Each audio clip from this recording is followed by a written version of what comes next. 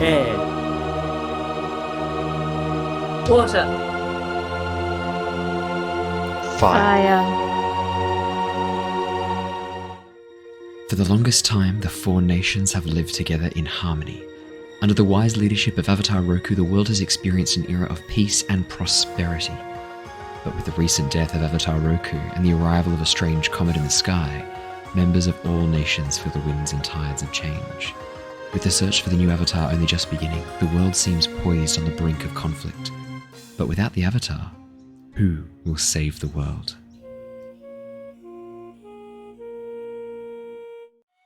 My name is Bree, also known as Pretty Pixel, and I am playing Sherva, a warrior from the Fire Nation. I play Marco, a firebender from the Fire Nation. Hello, I'm Ali, and I'm playing Oki, a waterbender from the Northern Water Tribe. I'm Brandon, and I'm Rung Bolo, an earthbender from the Earth Nation. Hey, I'm Dave, and my character is Al, the airbender from the Air Nomads. And I'm Owen, the dungeon master of this ragtag group of members of all four nations.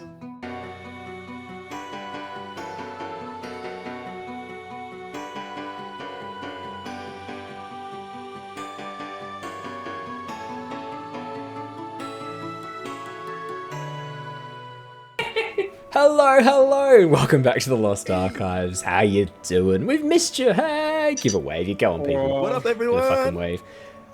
Bree's camera is working occasionally. I'll just reinstall it really quickly on the stream. We'll be ready to go. She's here. There she is. Why can't we see her? There she is. No, she's not. I don't know what's going on. There she is. I got her. We finally managed to nail down Bree's camera. Amazing. Well, I hope everyone has been doing. Were you pretending to be frozen, Brandon? Is that what you were doing? No, I was crossing my fingers. Oh, crossing your fingers. I thought you were pretending to be frozen like a little bitch. Let it go. No. Wait, sorry, James. Yeah. We hope you guys are all doing super, super well. We're doing okay. We're doing all right. We're here to play some Avatar Legends RPG. Had a really fun session of Dungeons & Dragons 5th edition last night in our Tyranny of Dragons campaign. Absolute cliffhanger that we ended on. Getting pretty tense as the gang get closer and closer to the lair of Orathator, an ancient ice dragon who currently has an item of power the party are desperately trying to get their little greasy little fingers on. So last session we ended with the creation of various holes in the floor and chucking trolls down them. So I think I'm going to call the episode The Troll Hole. I haven't decided yet. Keep me posted if you like that name or not. Yeah, Andrew likes it. I see some nods. I think you're the troll toll from Always Sunny in Philadelphia. Yeah. You gotta beat the troll. You gotta pay the troll toll. Look, I also will consider that as well, the troll toll. Maybe the toll on trolls. I don't know. I'll think about it. I'll keep you posted. I didn't quite get around to finishing editing the episode today, unfortunately. Turned into a slightly busier day than I was expecting, so I will have the episode posted up tomorrow. And then Avatar will be on I think maybe the Saturday afternoon. I'll post that up then. Alrighty, well, we better do a bit of a recap for Avatar Legends, so let me get us all refreshed. Our story has been following Sherva and Marco of the Fire Nation, Rung of the Earth Kingdom, Oki of the Water Tribe, and Aal of the Air Nomads. The children of important ambassadors of each of the four nations, they've been attending a historic summit at the Beifong estate. With the recent death of Avatar Roku and the arrival of a strange comet in the sky, omens of war and conflict seem numerous. After being captured by the Dai Li, the group have managed to escape into the Si Wong Desert. After some assistance from a friendly sandbender, the group sought refuge in the Misty Palms Oasis and acquired a sandship of their own. Heading back into the desert, the group were able to locate the lost library of Wan Shitong, the knowledge spirit. However, their time in the library was cut short by the arrival of a number of firebenders and Fire Nation soldiers, which led to an enraged Wan Shitong sinking the library in the sands. The team then made their way towards the Si Wong Rock, a giant magnetic meteorite in the center of the desert. After bluffing their way into the Fire Nation outpost set up alongside the rock, the party realized that the Fire Nation were in the process of mining and refining the rock into extremely strong magnets. Deciding that they don't like the idea of the Fire Nation having these weapons, the group spent some time researching their own projects, but their cover was soon blown and they were forced to retreat to the top of the rock. Setting off some explosions, the group managed to escape. However, the destruction of the rock released an ancient ocean spirit. Seeing his opportunity to get a wish, as Marco had heard about this before, Marco convinced the group to head back and successfully wished for the incredibly vague wish to undo my mistakes. Now, that was my opportunity to really fuck around with the party, but like a lovely man, I decided not to. We also got Marco to roll a percentile dice to see how close he was to, or see how close the spirit was to understanding his intention. I believed it was a 94, wasn't it, or a 92, something ridiculously high. With Marco's wish granted, the group have been trying to figure out all the unintended consequences of this wish. It's clear to the group that Marco alone discovered the treachery of Captain Zhao and warned his father, resulting in a new timeline where Sherva wasn't captured with the group. Instead, it appears she was teamed up with a hired mercenary, Jen, and her Shearshore Layla to track Marco down. Jen ended up tracking down the rest of the party, and led to a bit of confusion before deciding to join them for the time being. The group have now decided to head to the river crossing, so that they can reach Marco's father at the walls of Ba Sing Se. We left off with the group having camped out overnight at the edge of the desert, and we rejoin them now as the first light of dawn begins to crest the horizon. We also, last session, Marco tested out his blue fire. Marco has recently been able to summon various colours of blue, various stages of blue fire, and decided to test it out on Sherva to see if it was cold. It was not. And that's what we discovered. So we jump straight back in to the session. Guys, what would you like to do?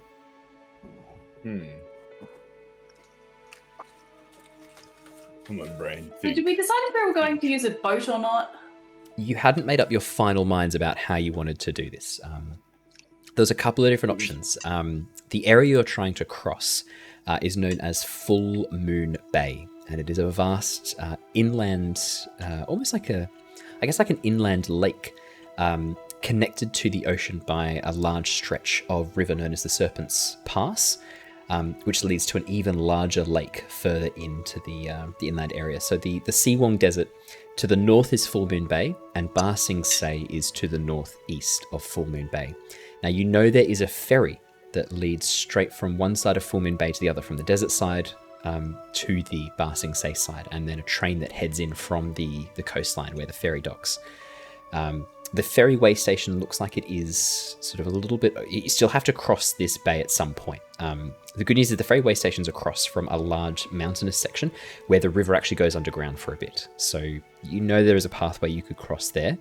Otherwise, you can try and take it by foot and actually go all the way around the bay and cross at the Serpent's Pass. Why it's called that, none of you really know. The other option is to maybe make a boat and just sail across the river yourself, or sail across the bay yourself. And that's your options, as far as you know.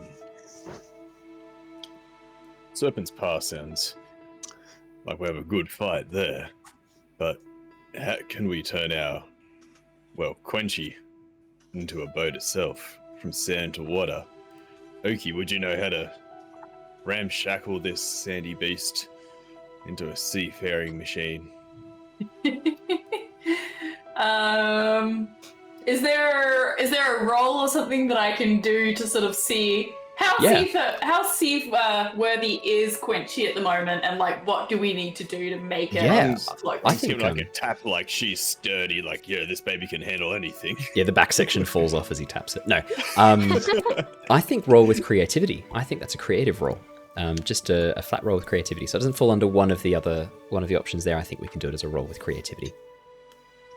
What do you guys think? 7 mixed success. Yeah. Having a look over the boat. I mean, so essentially the sand ship is 2 pontoons with a platform in the middle. The pontoons are hollow. The boat is designed to be as lightweight as possible so that it can travel across the sand without too much effort. Rather than having a large central sail in the middle, which is what you're used to attached to a mast, the boat actually has 2 separate sails curved around the front. So the idea is that sandbenders create a vortex of sand in the middle, and that pushes against the sail in the center, and the sails are curved to push the air back to create thrust forwards. How well that will translate to the water, you're not sure. The mast can't move or rotate, so steering could be maybe potentially a bit of an issue. You're not going to be relying on wind power, unless you're creating it yourselves. I mean, if only you had some sort of airbender with you. So, yeah, looking at the boat itself, the pontoons aren't airtight or watertight, the ones that are sitting on the sand. They don't need to be. There are sections where it is almost just fabric stretched over strips of wood that have been bent and locked into place.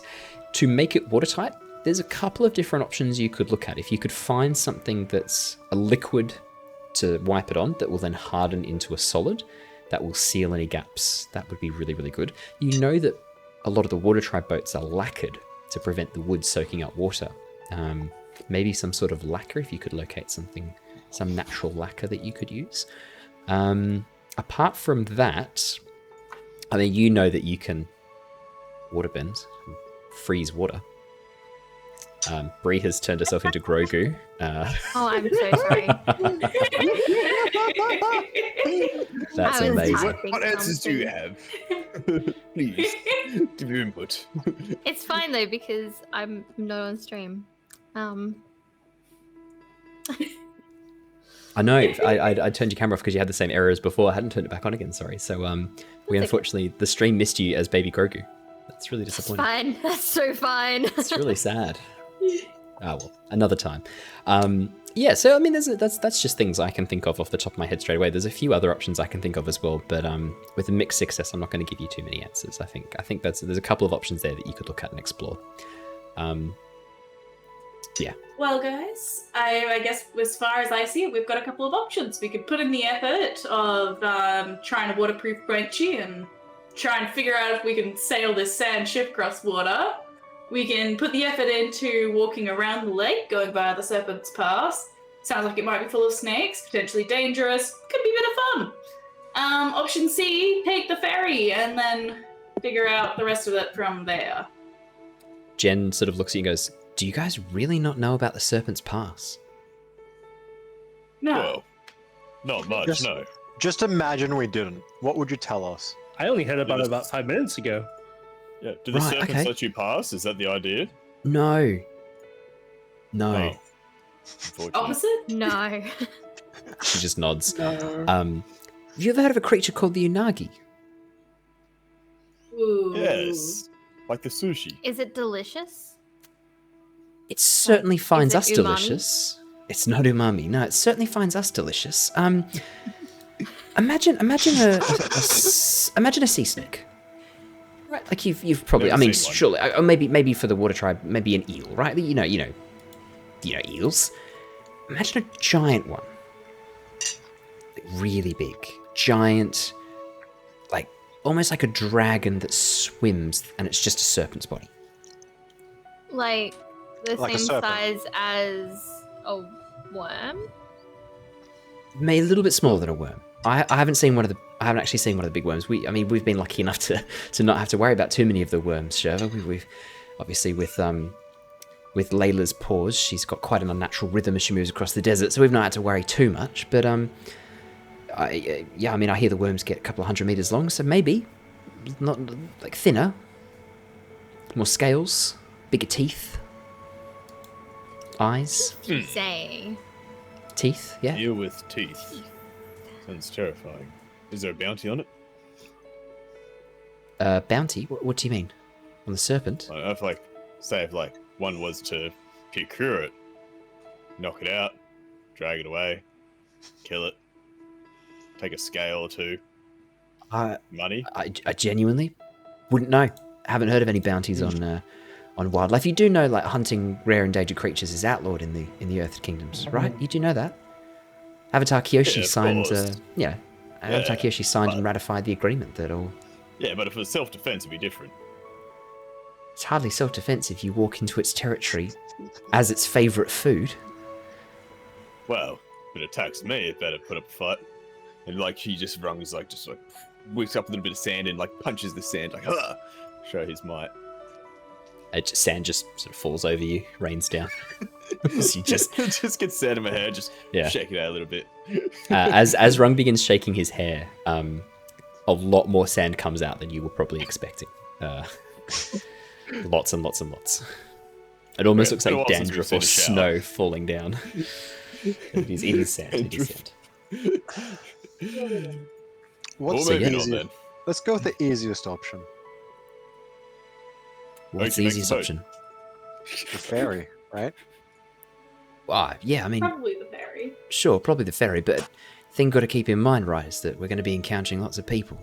If you're trying to steer clear of any particular groups, like, I don't know, maybe the fucking Dai Li? Maybe going into a that's- territory controlled by the Earth Kingdom in an area policed by the Daily might not be the smartest move. So, I like the idea of the boat.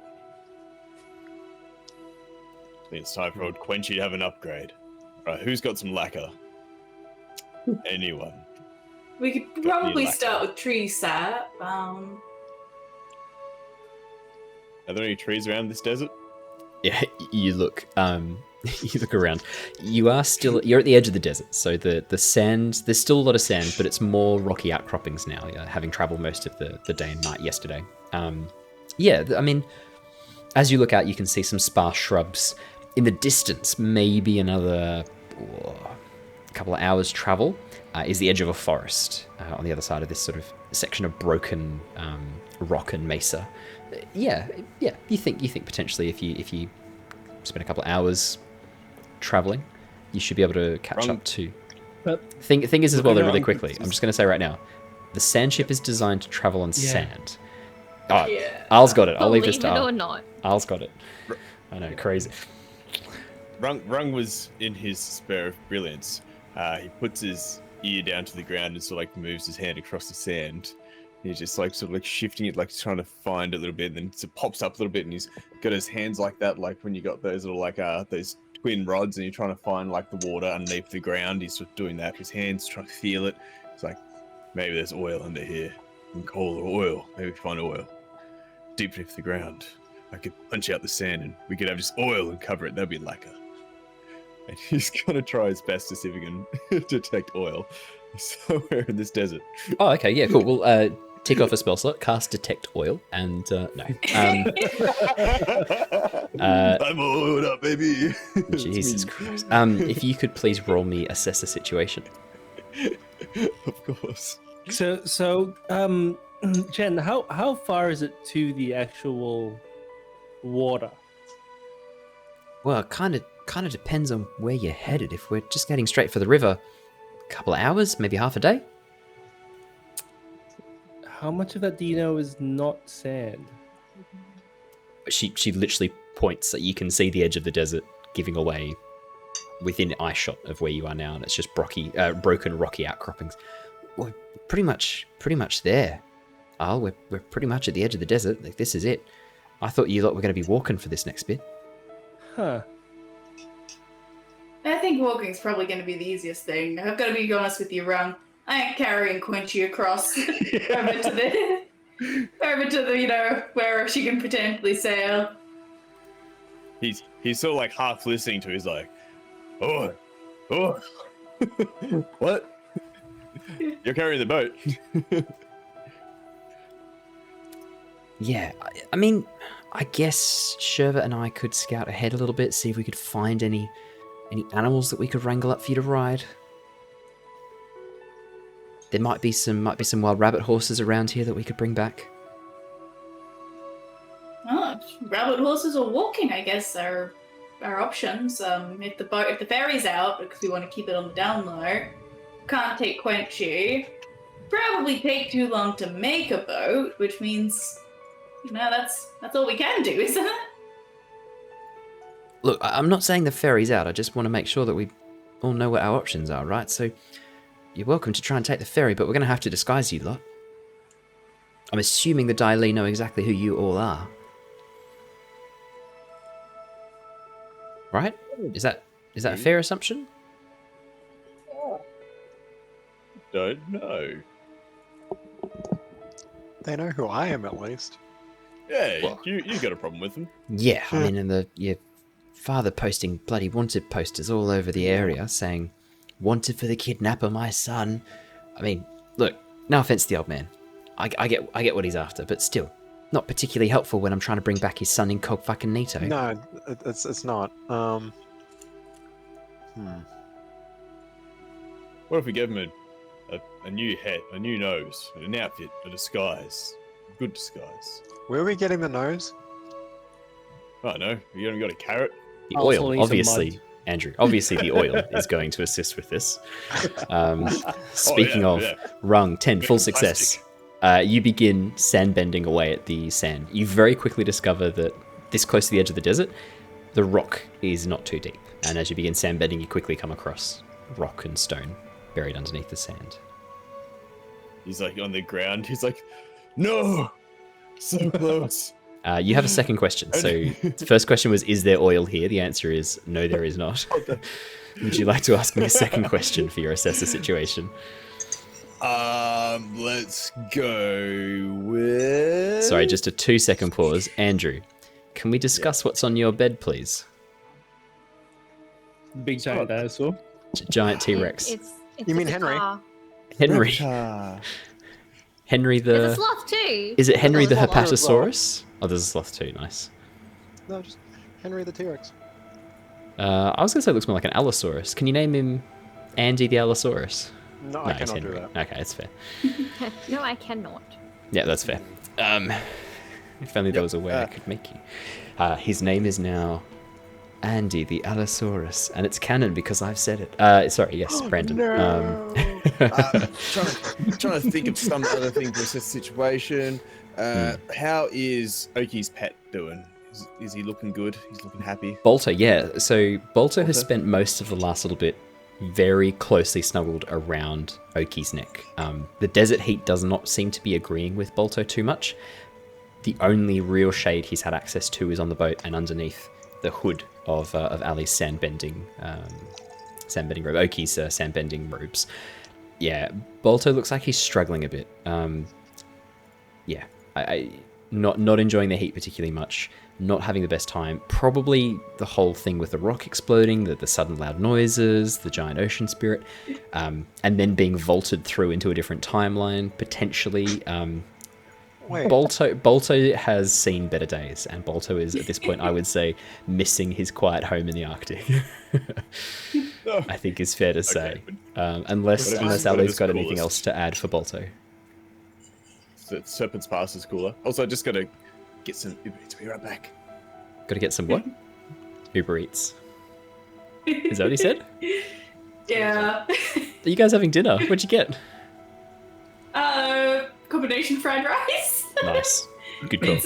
It's very thematically appropriate. It's called Vegan Restaurant in West End. Like, that's just the name of the restaurant. Nice. Yeah, I mean, we'll look as you're like talking through these plans. Jen hands out some bowls of fried rice for breakfast and like, passes them around for everyone to enjoy. Oh my god, actual cooked food. How long has it been since we had this, guys? Yeah, Jen packs up the tiny portable camping stove onto the back of the sheer shrew's saddle. Is there meat in this, Jen? Is there... She looks around the desert and goes, I don't think this is the environment to be carrying lots of meat, do you? I've got a bit of dry jerky, but that was for lunch. No, it's just vegetables and rice, mate. Any fidelity, Jen? I'm just checking. Oh, sorry. Should I have checked with like food requirements and dietary stuff beforehand, should I? Well, now that you mention it... Layla. She touches the shrew's back and the tongue right above your head. Now, I have a very off-topic question. Yes. Food was brought up. Okay.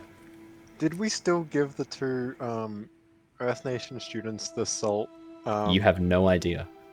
Oh no! You've got no idea you've got no idea whether you even met the two Earth them. Nation students now. Yep. You've got absolutely no idea. Huh. You also, As far I would as like to Megan add says, as they well. could still be in the tower. Yeah. There's also one more thing that you guys haven't realized, which is you've got no idea what this consequence has meant for Pung. We don't really care what this concept That's Oh, fair. I hope he's dead. That's fair. Like, we really don't care. Just wanted to make sure you're aware of all situations. You've So got no sorry. idea. No, don't be sorry. He's now the king of the Earth Nation. He was an It's NPC designed to be a shit. So if anything, it's a compliment. And you guys are like, fuck that guy. I'm like, yes, I designed a perfect arsehole. I'll still believe Pung wasn't kidnapped, so... Yeah, as far as you know. Yeah, exactly right. Maybe now Al is right. Oh man, that'd be such a good reveal if like you get to the final boss and like the Daily go, and now you will fight our new leader. Oh my god, you guys. How long has that been? Yeah, totally kidnap them or something. I don't know. Like tie him up and put him in a cell. This is for not giving my chair. Yeah, I've been holding on to a grudge. This is what happens in the Fire Nation attack. Beautiful. I manipulated the Fire Nation attack. Oh No, my god. They would too. back to on topic. Yeah, I mean, Jen sort of looks around and goes, "What have you lot been eating? Sherva and I have been having cooked dinners every night. What have you guys been eating?" I have a bit of dried cabbage left. Man, really sucks to be you guys, doesn't it? I think we had jerky. As of late, yes. Yes. Um, Unintentionally. I don't know what food we Exactly. I don't know what food we currently have, but we did have fruits and meat, but I don't know what we have now. As you look inside your pack, fruits are still there. Cool. We ate all the meat. Or you could never afford it. No. Oh, was it you? I have a problem. It was a cheat day! A cheat day! So my question We'll now, work on this. as you guys sort of power through, finish breakfast, and eating away and enjoying breakfast, Jen sort of looks over and goes, "So, like, what? Look, I don't want to get political, don't want to get involved, but I am a bit curious. What do the Daily want with you lot? Like, what's the importance of you? I know Marco's the son of some important ambassador for the Fire Nation, blah blah blah, lots of money, give it to me, blah blah blah. But what about the rest of you? Could I sell you back to your parents and or loved ones for profit?" My parents would probably pay you to not bring me back. Great, so you're a lost cause. Airbender? Oh, fuck, Airbender. No. I was just sitting next to Marco. Wait, what? You're not... What? I was just sitting next to him when they kidnapped us. So you don't think they even were after you? You think it was just after Marco? Well, airbenders don't have money. Yeah, right? No?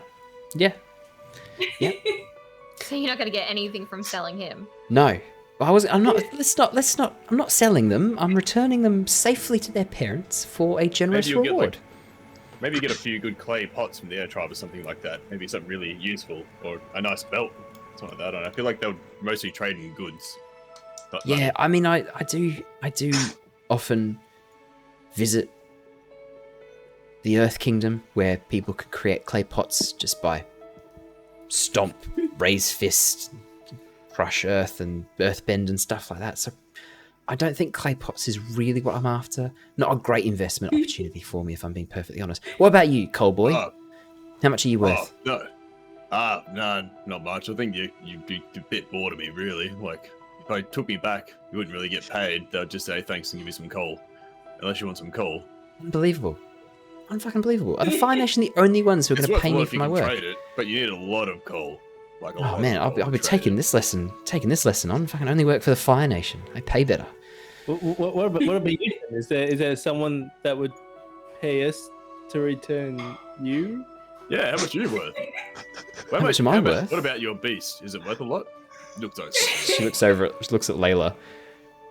Oh yeah, I mean Layla's almost priceless. I mean, you could take her to any place, maybe the beetle-headed merchants, take her to the circus at Ba Sing Se. Man, you'd make a killing. But obviously you would have to survive her killing you first, because she's imprinted on me and will only listen to my instructions. I mean, there is that, obviously, yeah. That's nothing. Bit tricky. It's like back at the Oasis show. You remember that guy who tried to unhitch Layla? And she Yeah. just like paralyzed him and tore his leg off. That was hilarious. Yeah, you remember that one, do you, Sherva? Like Yeah. the whole leg, or just the calf? Oh, I just shook him round a bit. Didn't actually tear his leg off. I was sort of exaggerating for comedic purposes.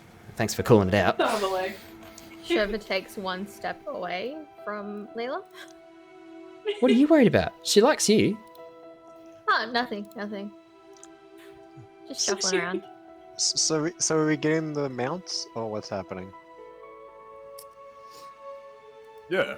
Oh, This fried rice is amazing. yeah.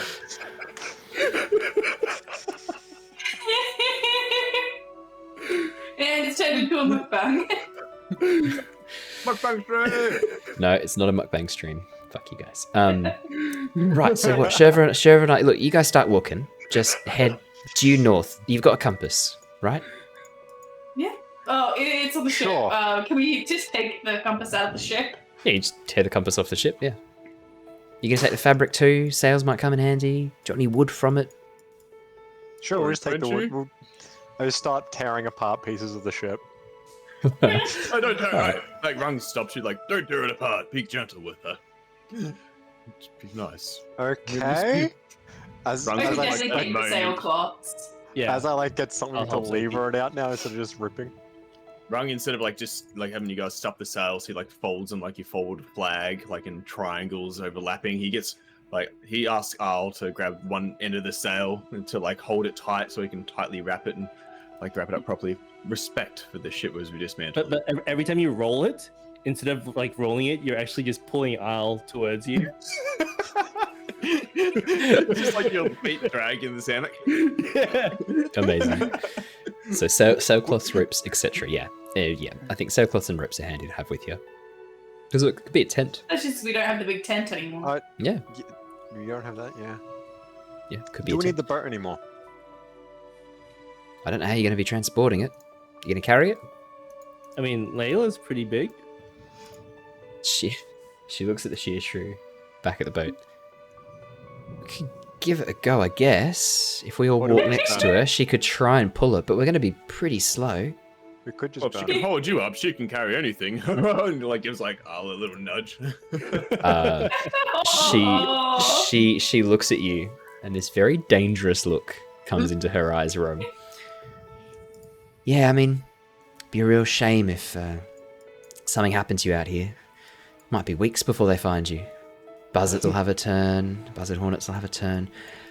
Maybe some rat snakes will devour your eyes. Be really, really quite awful to come across your corpse later on. I mean, you've already told me you're worthless to me, so I really would think carefully about what your life is worth to you, because it's worthless to everybody else from what you've told me. And I'll tell you right now, I don't suffer dead weight. You're looking pretty heavy right now. If I could trip over my ego right now, I would. If I just walked a little bit forward. It's pretty low. I'm sorry. The heat She looks back at of the sun, Sherva. the lack Yeah, of good luck oil. after we've split up and got the reward back. Good luck with that one. Enjoy. Thanks. Thanks I guess so it won't much. be your responsibility, right? You'll be back to guarding Marco. Well, I mean, just as bad, really. You'll be back to I'm guarding right Marco. Wrong here. there, are you? I don't think Alright. she likes jokes, Al. I don't think she likes anything wrong. Yeah, sad. She lets that one go.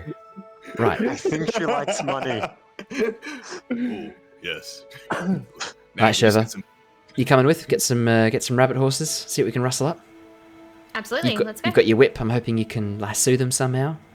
Should be pretty skilled at Should that, be right? able to. Won't be too hard. All right, great. Good luck. I'll scout ahead. I'll grab a couple of ropes so we can tie up a few. Yeah, good idea. Sorry, what do you mean scout ahead? How? Are you gonna be faster than my shear shrew? Well, I can have a bird's eye view. Okay. Yeah, it sounds like it'd be pretty handy. All right then. I'll like nudges Rung. She said I could be handy. I can't believe you have bird's eyes. And I thought you were a vegetarian. That's disgusting, mate. We're learning more about each other every day. I guess you could play it off as like, it's bird's eye fish and chips, but that's still bad. That's still not. What's that bird's eye? Yeah. Oh, if only. So yeah, Al, you're going to be scouting from the air. Can you give me a assess the situation, please? Sure thing. Rung, Oki, you and Marco, you three are going to be walking just by yourselves. 10, full success. Yes, Marco. Correction. I'm gonna go find a nice spot to take a nap. But you've literally just woken up from. Yep. We just had food. Good time to take a good nap. How obvious are you being about this being your plan? Do you pretend to walk forwards at all, or just immediately go find a semi-shady Oh, spot? no, I walk forward to like behind a rock and I just sit down. Okay. All right. Until these guys are out of eyeshot. Yeah. Okay. Fair enough. All right. Good luck, Oki. You've got to deal with Rung and Marco on your own. Enjoy. All right. really tempted just to keep walking. know what, mate? You But, fucking made your no. bed. Actually, so with Jan Yes. gone, like sort of out of earshot. With Jen, yeah. Yeah, I think Oki's actually sort of gonna go to sort of Mako and be like, all right, we do need an actual game plan. Are we gonna willingly go back to the Fire Nation, go see your dad, or are we going to have to try and go Splitsville at some point? They split. I'm thinking split. Unfortunately, but going back also has like its benefits. I feel I like mean, we'll just... more danger if we go back, or less? Do you think? Is You prison a guys should be benefit? fine. You guys should be fine. I don't know about me though. I don't know what's gonna happen. Too many unknowns. Well, I mean, the city's a big place. We can always get there. And You then- know, show yourself that, like, hey, Dad, I'm alive to your father, and then we can go try and hide in Bussing Say. I mean, we're also wanted there by the Daily, but that's We're pretty, undercover sort of people. Not really noticeable of any sorts like that. like last time. I think we could. Aside from last time. Okay, cool. Aside from last time, Maybe Cool, this cool, time cool. you'll avoid Yeah. saying your actual names. maybe we should actually come up Yes. with some names. I'm Instead of- Pippin Battleopolis Apocalypse the Third. And some just actual disguise. Buy some Yeah. new clothes again. So I guess if we make our plan, for the meantime, to be to get to Bussing Say, get Let's some just get- sort of money. Let's get there first, I think, Yeah. Alright. because well, I think getting there might be a problem in itself. they've just got to go get rabbit horses. We'll be, we can ride. Yes. Are you afraid of rabbit horses, Mako? No, I'm afraid of the thing that might eat us on the way. The Unagi? Yeah, those things. They sound delicious, but I feel like they might eat us. Hop over there. Hey, so are the sandworms, and we made it this far. Behind we'll you, sacrifice. giant sand. No. Draw. You hear the Dune soundtrack, the start, and then the rises Oh up. god, it's boss music. Yeah, whenever you hear Hans Zimmer, you know you're like some shit's about to go down. Alrighty, well no, let's I think jump we just- to. Oh, sorry, you go. No, I think we just make it there, then wing it, like we always do. Sounds good. Also, are you seriously not going to start walking? Are you actually going to have a nap? Why would I walk when they're gonna bring mounts for us to ride soon? Maybe if they can find them. And if not, like they have to catch up, find us again anyway. Like we could get lost. It's a whole thing. Stay in one place. I think Oki just sort of leans back, in a nice shady spot with Bolto, and starts practicing her ice bending just to try and keep Bolto cool. Nope, See, fair enough. that's the spirit. Just relax. And Rung's just sitting there like Is there, slowly like, a chewing cactus his is fried nearby? rice. Because Oki wouldn't Oh, mind hasn't taking some of noticed that yet. cactus juice with her before we go. Oh, so yeah, at the edge of the desert, not so many of these deep desert cactus. It's more scraggly plants and things like that. Do you want to make me a assess the situation, see if you can spot any of them? And while you're doing that, we'll jump to the others. One cactus. How many? Hey! As you have a bit of a look Ooh, around, yes. you do spy one very small specimen, a little bit out further in the desert, sort of like a 5-minute walk back across the sand. She picks the entire cactus, puts it in a bag, and walks back to the And others. when you say pick it, how do you pick it? It's covered in these dense bristles and spines. So using like a water saw kind of thing, like you know how like you can get like big flat saws that you use to cut down trees. Well, she just sort of Yeah. makes one of them out of water and ice, Okay. and it's just like wrapped it Okay, up in some sailcloth and start dragging back cactus. Yeah, you can add one. It's not that big. Like I'm talking about, like 20 centimeters diameter, small ball cactus. You can add hallucinogenic cactus to your inventory. Small Nice. hallucinogenic cactus to your inventory. Up in the air Maybe with speedball. Sherva. Yeah, with Sherva and Jen right behind. you take off and begin flying over the area. Looking out across the landscape, you can see that the rocky outcroppings sort of give way to sparse grasslands before becoming a wooded area up ahead.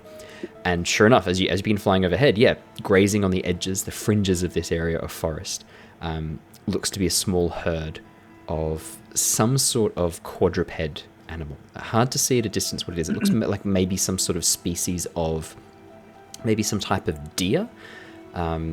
Not 100% sure what it is until you get a little bit closer. And as you begin sort of coming down and getting a closer look, you can actually see that it is some duck deer. Large deer bodies, long sinewy duck necks, and then the duck tails out the back as well, with these clawed webbed duck feet. They look like they're kind of at home on the edges of water. And sure enough, in the distance over the trees and woodland, you can actually see the river ahead of you. Looks to be pretty wide, maybe 50, 60 meters wide. With a pretty swift flowing current heading over towards the east, out towards the ocean. But there's quite dense woodland on either side, and in the distance, even as you fly up, you can actually begin to see the outline of the walls of Ba Sing Se far, far in the distance, hundreds of kilometers away, but within eyeshot of where you are now. As you head back down, actually, so you've got one more question. Was there any other questions you wanted to ask with your assessor situation? Sorry about the duck deer, just first of all. And the river heading east, that's the opposite direction or parallel. Like, that's not in the direction of Ba Sing Se, is it? That's like... The river's heading away from Ba Sing Se. Ba Sing Se is to the northwest. The river seems to be heading out to sea, which is to the east. Okay. Like rivers often do. Yeah, okay. Slash always do. I guess I'll use my other question to say that I'll notes where this is. And I guess Via's around to look for another herd of anything you can find that might be able to go on land. Yeah, as you begin heading a little bit towards the west, you actually see a platypus bear moving through the forest, crushing undergrowth as it moves through.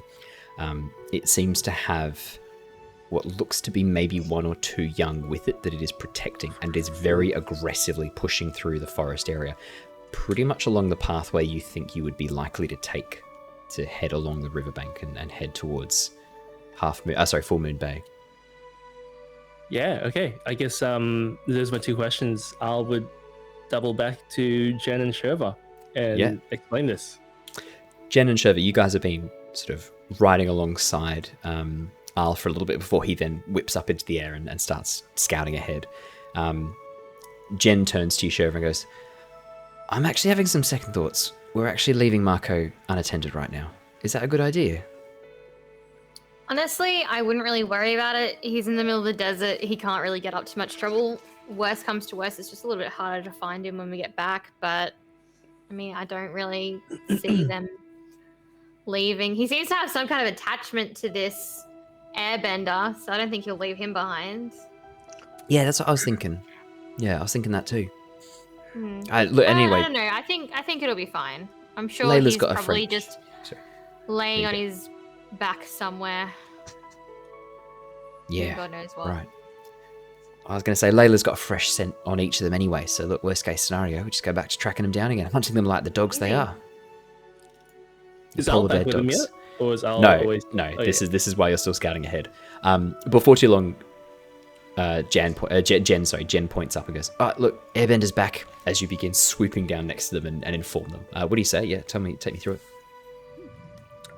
it. So there was this big platypus bear stomping through the woods. We'll probably run into it if we keep going that direction. It looked like there were babies with it, so we're not messing with that. Layla's got pretty good. Like she's pretty powerful, but I can't take on a platypus bear not protecting its young. That's not going to go well for us. Noted. Al remembers that. Okay. Okay.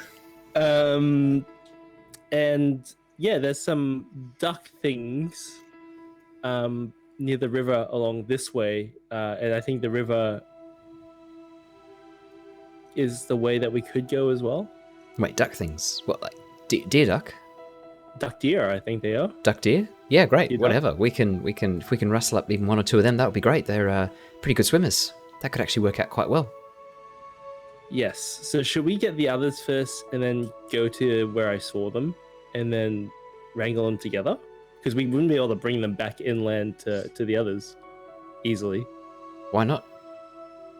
I mean, how do they go on land? Well, pretty good at running. I mean, look, even then, I think what we could do, we could try and wrangle them now, and then tie them up to trees, and the rest of the group can come catch up. I mean, it's good that they're walking this way. It'd be pretty shit if they were just like hanging around waiting for us to get back. Yeah, I mean, if they could then meet us here, that'd be perfect. That's right. Rung's a hard worker. He wouldn't let that happen. No, fair enough. Rung's just like licking the last pot of fried rice clean. I believe in my guys. Yeah. Energy to be a hard worker. Yeah, brushing sand and rice out of his beard. Yeah, no, I mean, otherwise we could try and get the group, but I just worry about, like, is the herd going to move on? Are we going to lose them again? Yeah, okay, let's go there. I'll wait with the duck deer. Yeah, if you can just go hover above the duck deer, just do some loops above them. That'll show us where we need to go. Cool. I'll try to herd them towards you as well. Yeah, oh, that'd be great if you could do that. That'd be much easier. All right, Sherva, got your rope ready? She pulls out her section of rope as well. All right, let's do this. And with that, she begins speeding off, nudging Layla between the ribs, and Layla just powers through. As you begin sort of circling above, you can see the duck deer below you immediately do clock you as you begin to sort of circle above them. A couple of the adult members of the herd sort of look up and make this strange baying, quacking noise and trying to shepherd the younger ones in the middle of them, keeping them protected from the outside. So I just do circles, not above them, but to the side that's further away from. Okay, Sherpa. Above the forest, because they're sort of grazing on the edge of the forest. Yeah, absolutely. I'm not aggressively hurting them. I'm just kind of like making my presence. On Yeah, making them a bit uncomfortable. Yeah, no, very quickly they begin moving away. Sort of like the larger males sort of moving their antlers, staying back, trying to like sort of almost ward you off with these large antlers, while the younger members of the herd begin moving further, like closer towards where Sherva and Jen will be coming from. Really, really nice. Sherva and Jen, the two of you before too long begin coming up on the herd. You can see that there are a number of the larger males and females distracted by Arl, not paying as much attention to the area behind them where the rest of the herd is heading to. Jen sort of points and goes, if we can get two big ones, two people on each one, that'd be perfect. We could almost have everyone. Perfect. Right, get ready. Let's do this. And she begins powering towards the herd. A cry goes up from the outer section, and the rest of the duck deer scatter. The ones who are trying to sort of deal with Arl and ward him off turn around very slowly. Sherva, could I have you please roll me a skills and training? Does she get a help action from Arl, who's distracting them? What was that, sorry? Does she get a help action from Arl, for who's distracting them? I'm factoring that into the roll. I've got a thing in the background happening. Oof, Sherva. As you fling out the section of rope trying to grab it, it just catches on the horns as one of them sort of shakes its head, still distracted by Arl, and just gets knocked off the antlers. I better roll for Jen. Yes, Jen gets a rope around one of the necks and immediately ties it to the back of Layla's saddle. She goes, quick, no, go, throw another. And she gets her rope out, ready to try and wrangle another one at the same time. Sherva, could I have you please roll again? This time you can choose to do push your luck or skills and training. Tell me, Sherva, do you feel lucky? punk. Yes. Do you feel I have lucky? more passion. We'll Do you want to throw it that one. passionately, do you? Describe how you throw it passionately. Ah, Nice. Ooh. 12. let's Sherva. go. Sherva. As Jen tries to throw it out and misses, again, just sails right past the head as it turns at the last second. She's like, oh, shit. And then you just, as Layla comes sort of turning around, you almost just really casually, you just toss it out. Like you're playing, what's that fun game with the rope hoops where you're trying to rope hoop the pole? It's like that. What's that shit game? No, never mind. Basically, you just ring toss. You just literally you get the rope, you just right over, and it literally just lands right around the neck of one of the deer as it's running past, trying to get around the back of Layla and out of the way of this sheer shriek. You just really casually toss it and just immediately latches around the neck, and the deer duck comes up, the duck deer that comes up baying and sort of pushing against it, trying to get away, and you're just holding onto it. You're like, yeah, pretty cash, yeah, just catch it, yeah. So you get a 12 maximum success. Yeah, Jen sort of turns to you, gives you a bit of an appraising look, goes, "Fuck yeah." Yeah, absolutely, fuck yeah. Alright, quick, tie it onto the saddle. Points down at the notches on the saddle where you can tie the rope off. So that you don't get pulled from the saddle by the rearing duck deer. Awesome, yeah, you see these two wrangle two of them. The rest of the herd take off at a bit of a run and disappear into the forest, sort of going in two different directions and then regrouping behind you before heading towards the river. Oh, for those of you who can see the stream, there's a little cute Cora asking for pats. Politely too, I have to say, just like gentle Literally pouring. stood up next to the chair. Yeah, just stood up next to the chair. Gentle pouring. Oh, that's really cute. Yeah, it's but gentle. yeah, you've got two of the deer ducks. One of them looks to be. I'll lens next to them. Sorry, I'll lens next to them and next to Shara and Jen. That was awesome. And he gives up a high fives for both of them. Jen high fives you. Jen high fives me. Jen high fives you. Holy shit. Does she's like, Shara yeah. high five me? Yeah. I'll high five And you. gives you a high five. I try to high five you, but we miss. We just like breeze past each other. And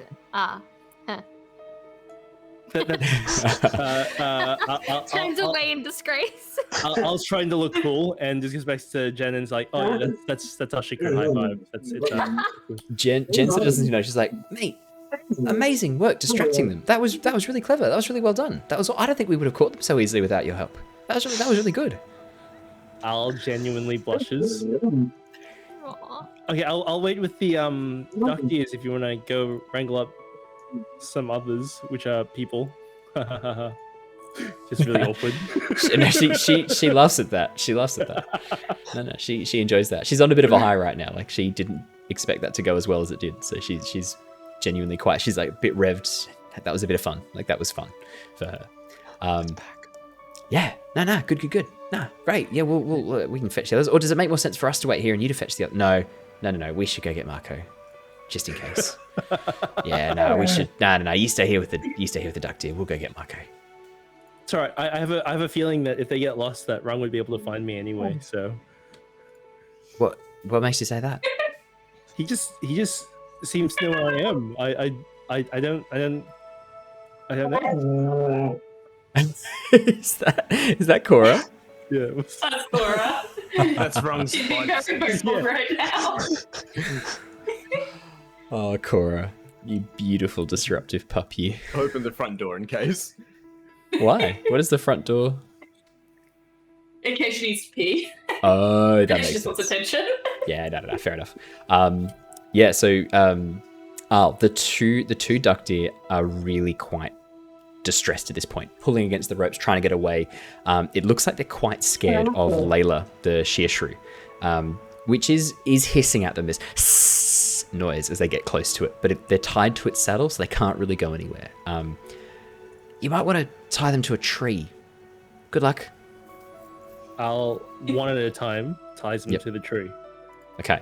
Yeah, as you loop the rope around and tie them off, they're sort of baying, trying to get away from you, not really wanting to be near you or trusting you, trying to get the ropes off, desperately trying to get the ropes around their antlers to try and break the ropes, but unable to do so. Is there anything you want to do? I mean, like, when the others leave, Al's just going to sit with them, give him some of his rations, which is like dried cabbage and dried carrots and dried fruits. You've got some dried fruit, yeah. Yeah. Cabbage they're less interested in, but the fruit is a bit of a treat, so they might be interested in that. Yeah, as you pull out the fruit and just sit down, no longer sort of being a bit of a threat, they do start to calm down a little bit.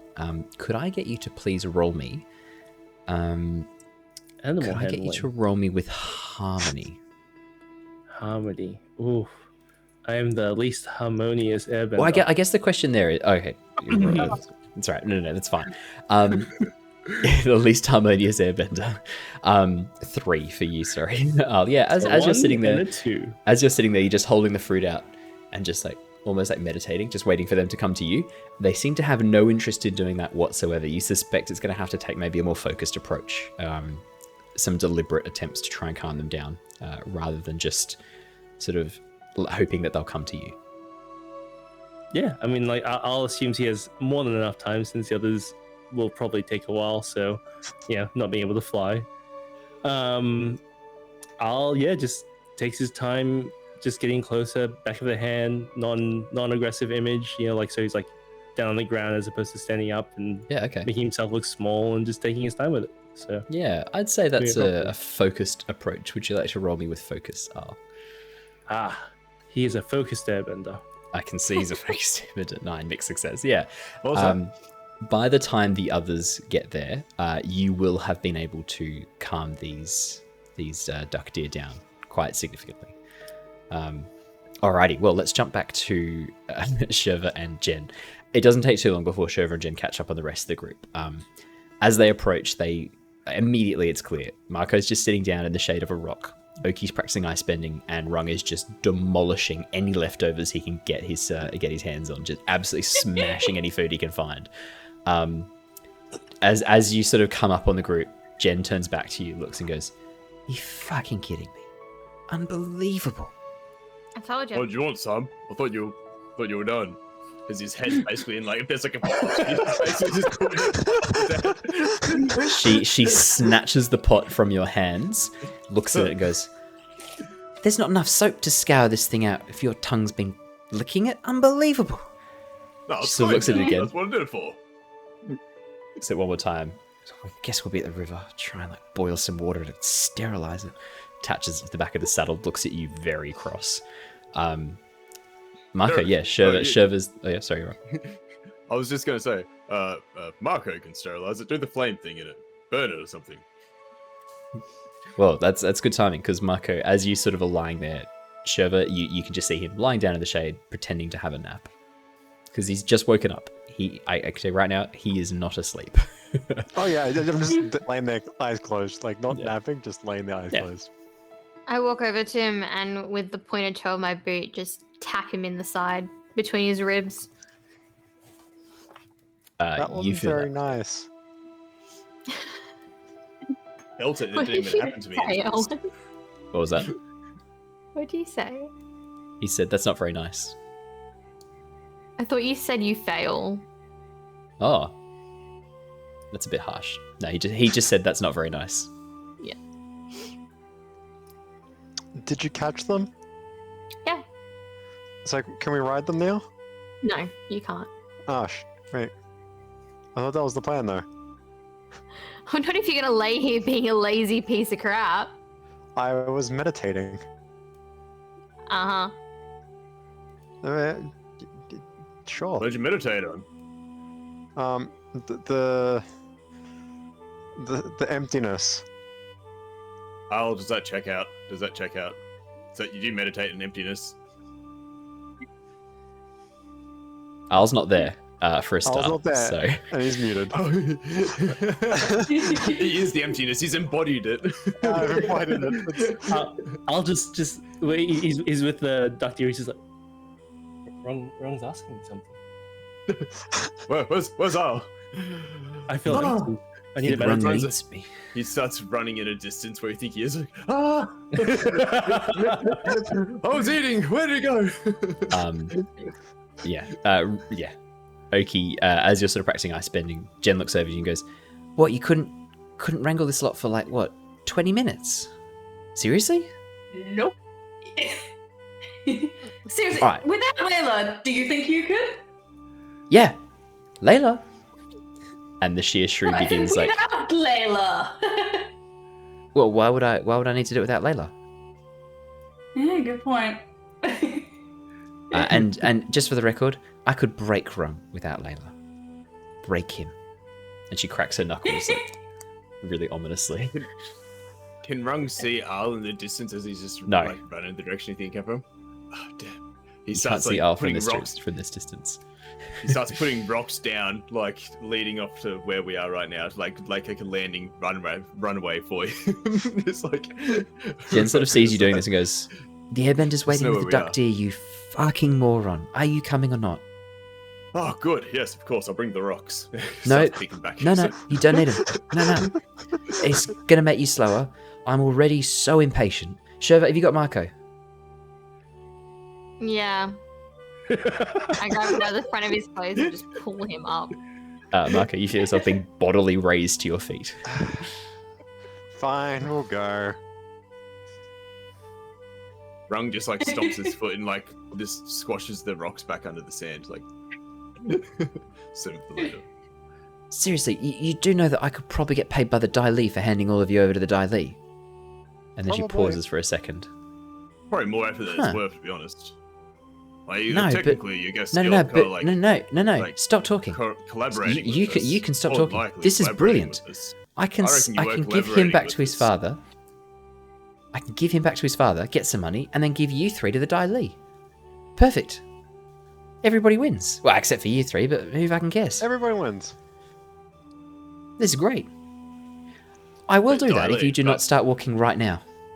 But you're working for the Fire Nation, so that seems like a conflict of interest right there. I Once think I've you have more provided personal Marco- information. Once I provided Marco to seems his like you father, must my know a contract's lot. up. Can sell anyone I want.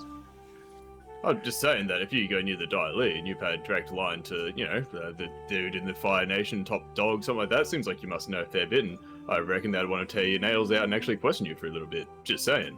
Never what been a we're problem doing in the before. gold I'm a known mercenary, mate. Part of the business. I don't talk. Mm, Both sides know that.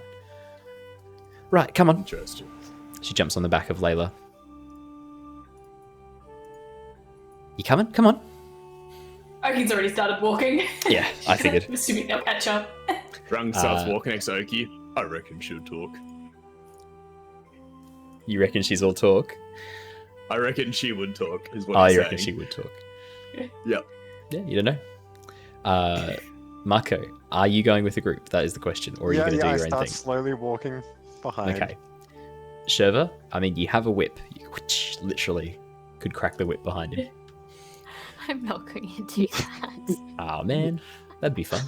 Is He Dan just had a figured out picture? how to do a much hotter flame. Yeah, true. What was that? Sorry, Ali? Is Jan out of earshot? No, she's staying very close to the group this time, making sure that you guys are all moving. Mm. Alrighty, well, if there's nothing else you guys plan on doing for that little bit, you walk for about an hour before you get to the edge of the tree line, across this sort of grassy area of plains right at the edge of the rocky outcropping, and then you can see Arl in the distance. Arl, you have made tremendous headway with these duck deer.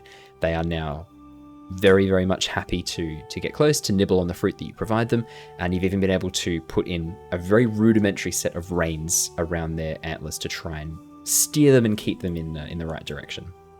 Al is paying specific attention if Jen is impressed.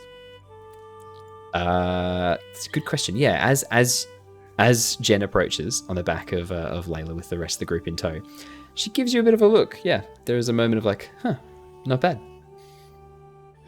Shotgun this one wrong. Shotgun this one. This duck deer? This duck deer. Oh! He starts running, he's like, ah!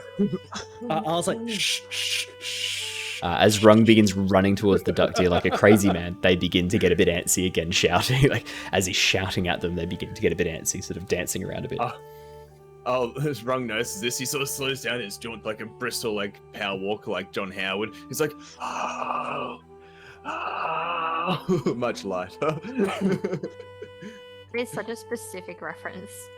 It is so for non-Australian viewers or for Australian viewers who are under the age sorry. of 16 right now, you won't know who John Howard is. He was our Prime Minister. I am genuinely convinced to this day that his great-grandfather was a koala. You will not convince me otherwise. His face, his hair, the way that he walks, he's clearly part mammal, not human mammal. And also, I have to say, full credit to him, absolute fucking legend. He is the one responsible for the fact that we have no guns in Australia. I may disagree with a lot of his later policies and the stuff he did later on, but always full credit to him. He was the guy who said no more guns in Australia, and he fucking did it. Props to him, I gotta say. Yep. Absolute massive props. Like he will always be a bloody legend for getting that done, despite the fact that he put us back in terms of internet and healthcare about 10 years. Not a fan of that, but I am a fan of the fact he got rid of guns. So if I had to weigh it up in the balance of probability, I'd say I'm more thankful for the no guns. So I'll take Wait, it. so in like 2 years we'll have good internet? We'll have just no, because then fucking Tony Abbott came along and said, yeah, what's internet, guys? I've never heard of this. By the way, have you seen how great I look in budgie smoke? It's fucking great, eh? Yeah, no, yeah. Cool. Oh, Yeah, is this yeah. an onion? Oh no. Ben Cole. Oh. Yeah. It's another thing. One of our former prime ministers used to eat raw onions on camera. Not a joke. Australian politics is really fucking weird, guys. Really fucking weird. We also had that one guy that went for a swim and never came back. Yeah, we did lose a prime minister right after World War II. Harold Holt went for a swim and then maybe got kidnapped by a Russian submarine. We don't know. No idea. He just No never idea. came back. Just disappeared. Literally went for a swim. Secret Service were asked, "Hey, where's the prime minister? Where's the prime minister?" The Secret Service was like, "Oh, he went for a swim." Like, wasn't that a day ago? Oh yeah. Huh. Literally. Funny enough, it's very close to where the first shot of World War II was the first cannon. Yeah. Yep. No, Australian politics is really weird. Genuinely look it up. It's quite funny sometimes. There is, I think, one of the earliest wars that Australia ever fought was against 1,000 emus, and spoiler alert, the 1,000 emus won. The Great Emu War. The Great Emu War, and the emus won against the British Army. That is the one thing about Australia that I swear every American actually knows about. Yeah, because it's fucking hilarious. I only learned about it like 2 years ago. I'm like, how did you guys know all this? It is objectively funny. Yeah, because it's part of our history we don't want to remember, mate. It's the time we lost to a bunch of big birds. It's pretty sad. We fought bulletproof birds with bullets. Yeah. Like, look, what can I say? It has machine guns as well. Like, it's not as if they were like muskets. Like, No, machine guns. Yeah. Machine No, guns. For tens of thousands of years, the Aboriginal culture respected and feared the emu, and the British came along and, yeah, she's a bunch of fucking birds, and then lost in a war against them. I mean, I don't know what to say, really. It's the height of British colonialisation of Australia. To respect that they won that war. Yeah, they did get a coin. And they're on our coat of arms, too. Yeah, they protect us. You fought valiantly.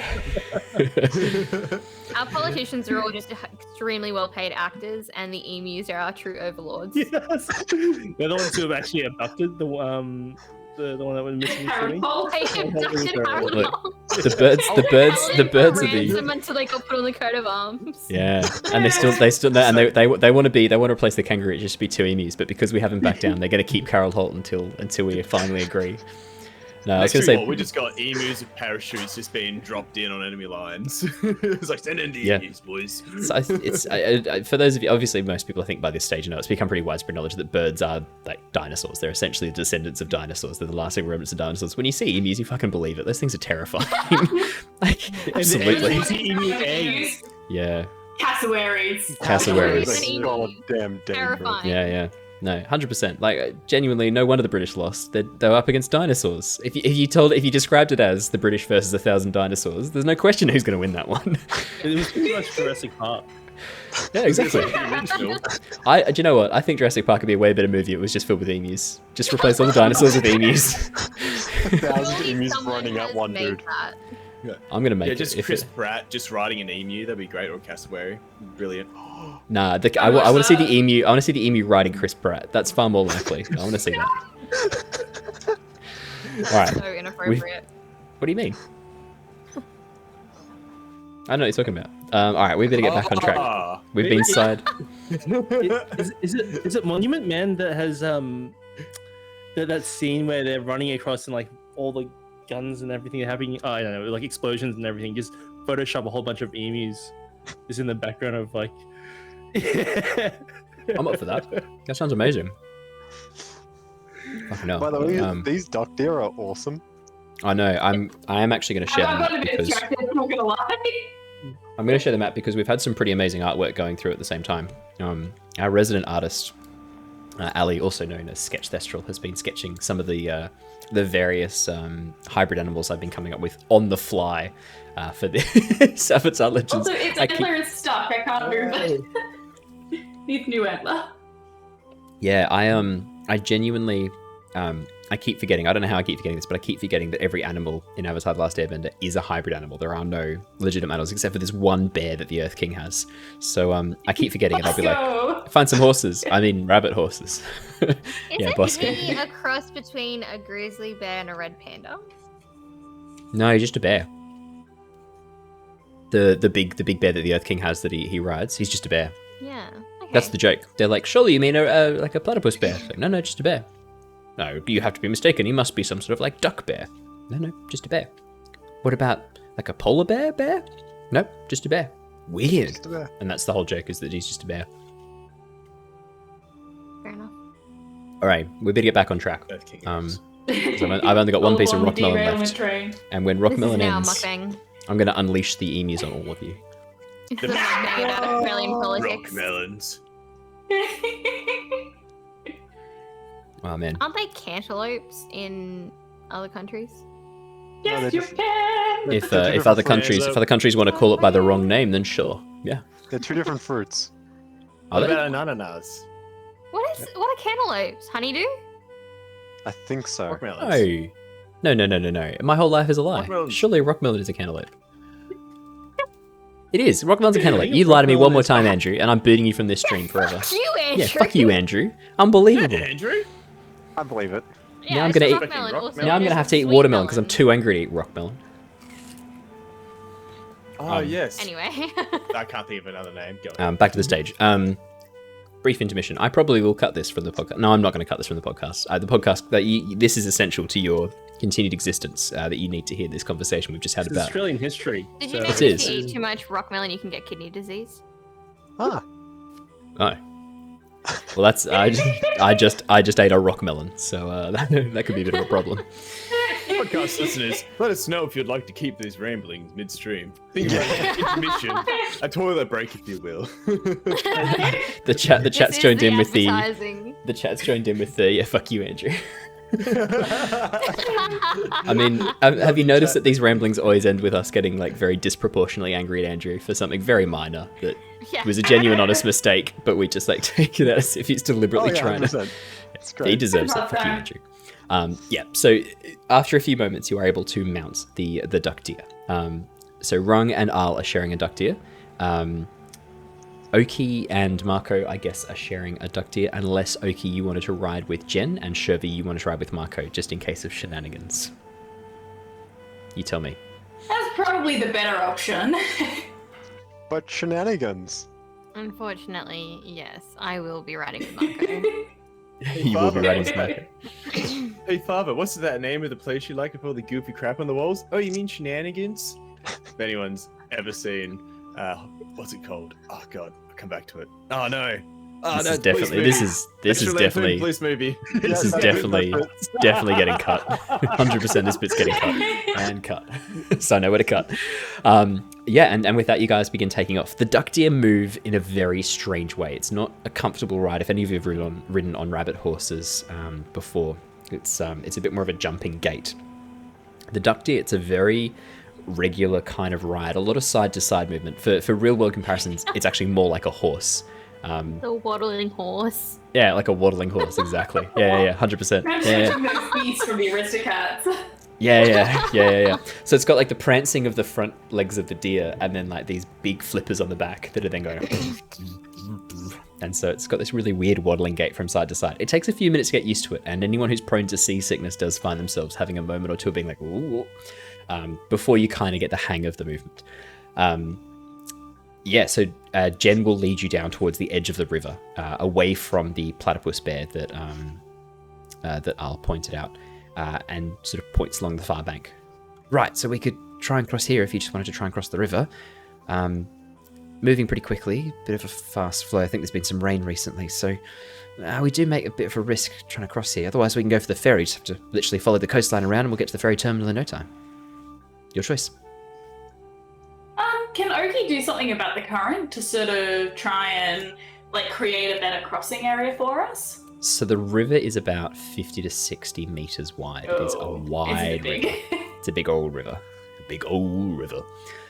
This river basically cuts the continent that the Earth Kingdom is on almost in half. Yeah, it's going to be tricky. Let me put it How that way. deep is it? You have no idea. At the edge of the coast, at the edge of the riverbank where you guys are right now, it looks like it does drop off quite quickly, but just looking, hard to say. Do you want to assess the situation for me? See if you can try and figure it out. Sure. 'Cause I have an idea.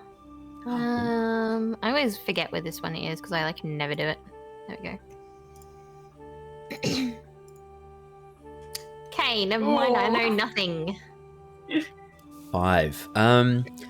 Yeah, You're having a bit of a look. It looks like it's pretty shallow. You reckon you could just swim across? Shallow.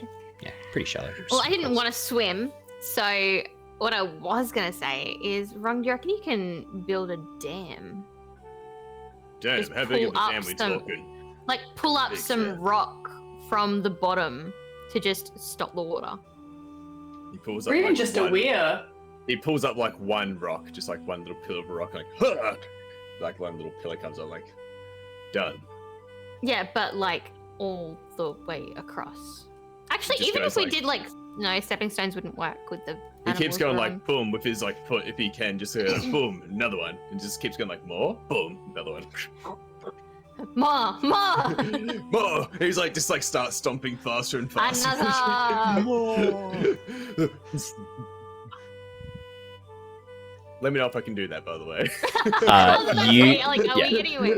No, I'm just letting him say that. I was just going to bring the map open really quickly, just so that we've got the map in position if people wanted to see that. And if Oki can help again, like control that water flow just to get us like a period, like spot where we can cross. Like even if they're not like raised pillars, like just like a weir over the water. Yeah, so straight away, you know that it is going to be very tricky, Brung, to try and earthbend a dam in fast-flowing water. In fact, as soon as you do your first, like, literally, the rock just gets immediately swept away by the river. It's like you're like, and this section of rock rises up, and then it just crumbles and is pushed away down the river. And you watch as it just flows away, disappears below the water. Oh no. So you guys are currently, if you guys can see the stream, you guys are currently located just basically north of the desert in this location, right around here. So you've just come out through this section of trees, near the sort of just south of where the ferry train station is, southeast of where the ferry train station is. Have I been left off the map layer? It's on the stream. Sorry, the map. I'm just gonna just for context, I want to show you this map. So this is the Wait, we're streaming? Yeah, it's way too big for me to upload. I have tried myself a few times. It crashes Roll20. It's so big, so I'm gonna have to keep it on the desktop. It's too big and too detailed. You can see how far in I can zoom.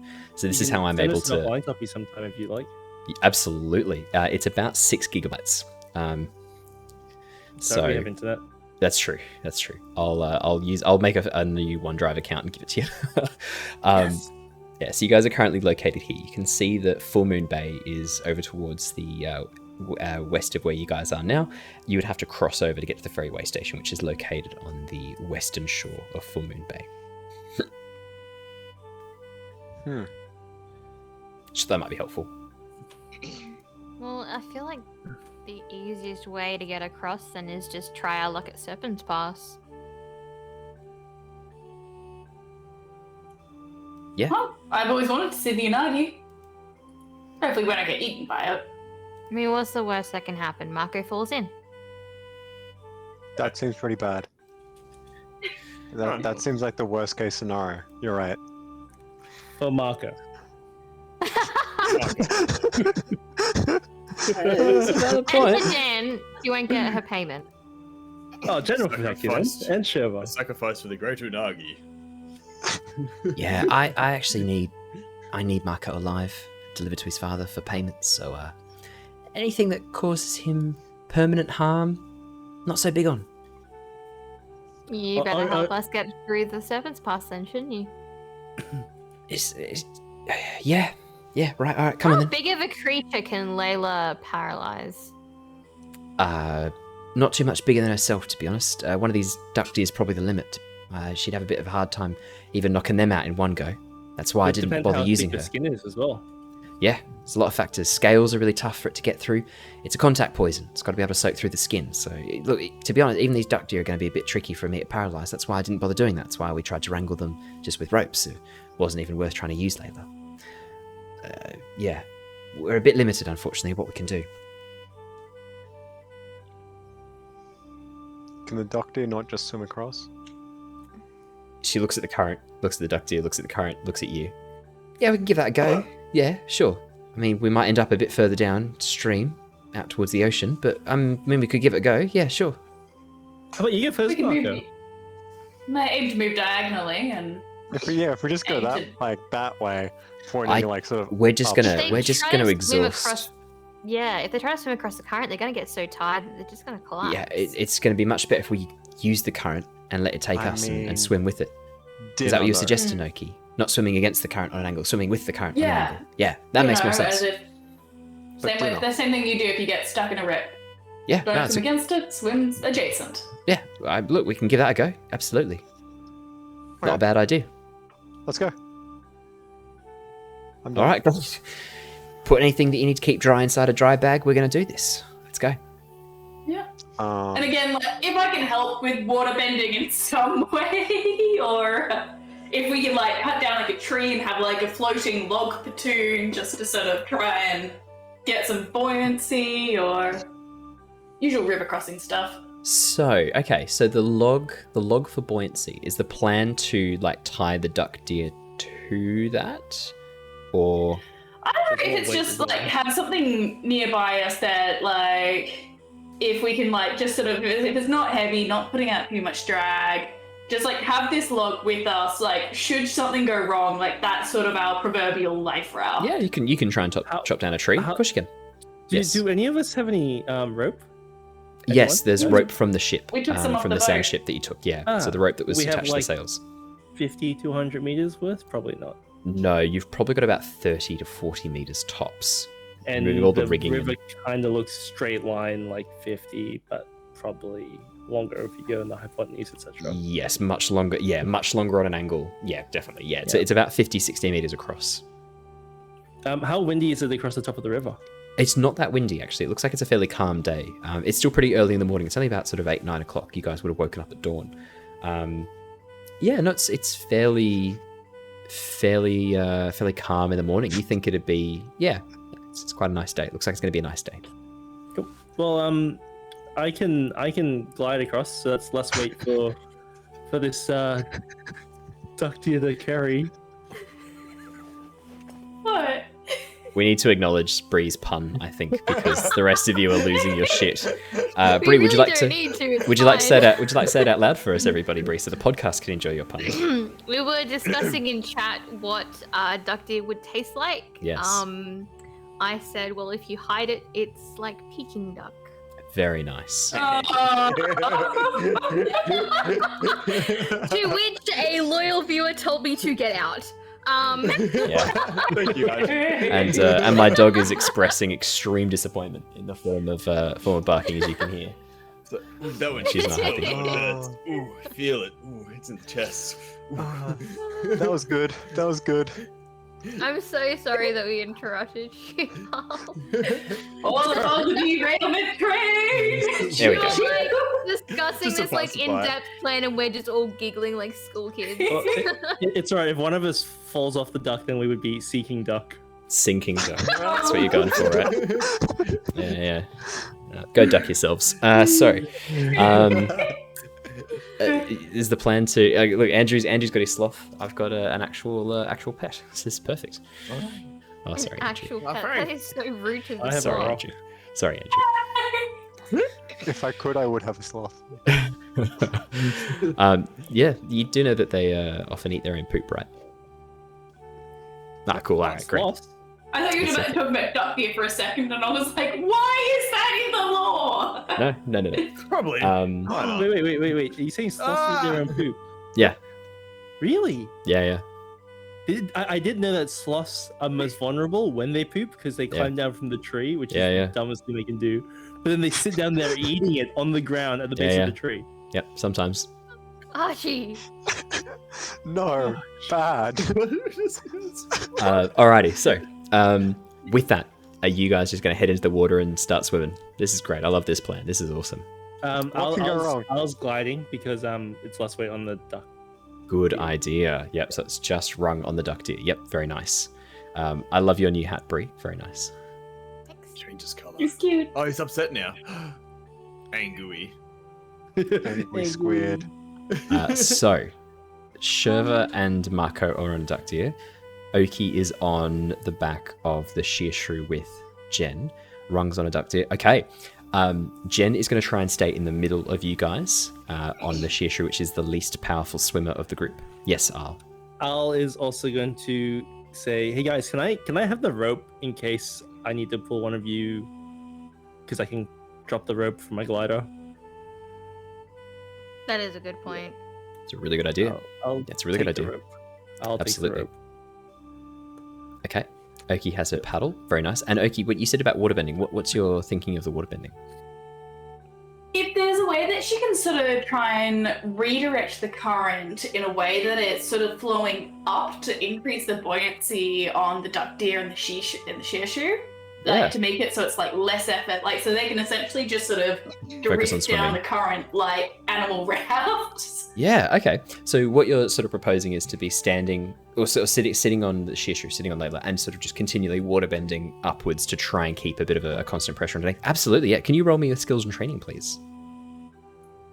Makes it rip. Then like Oh, she no. got her like a paddle so she can like steer. Yeah, no, I like it. Skills and training. Do. It's something. 7. Mixed success. Yeah, no, that is actually helping. I'm going to get... Rung is on a deer duck. Could you please roll me a push your luck? Sherva and Marco, out of the two of you, who would like to push their luck? I think Sherva.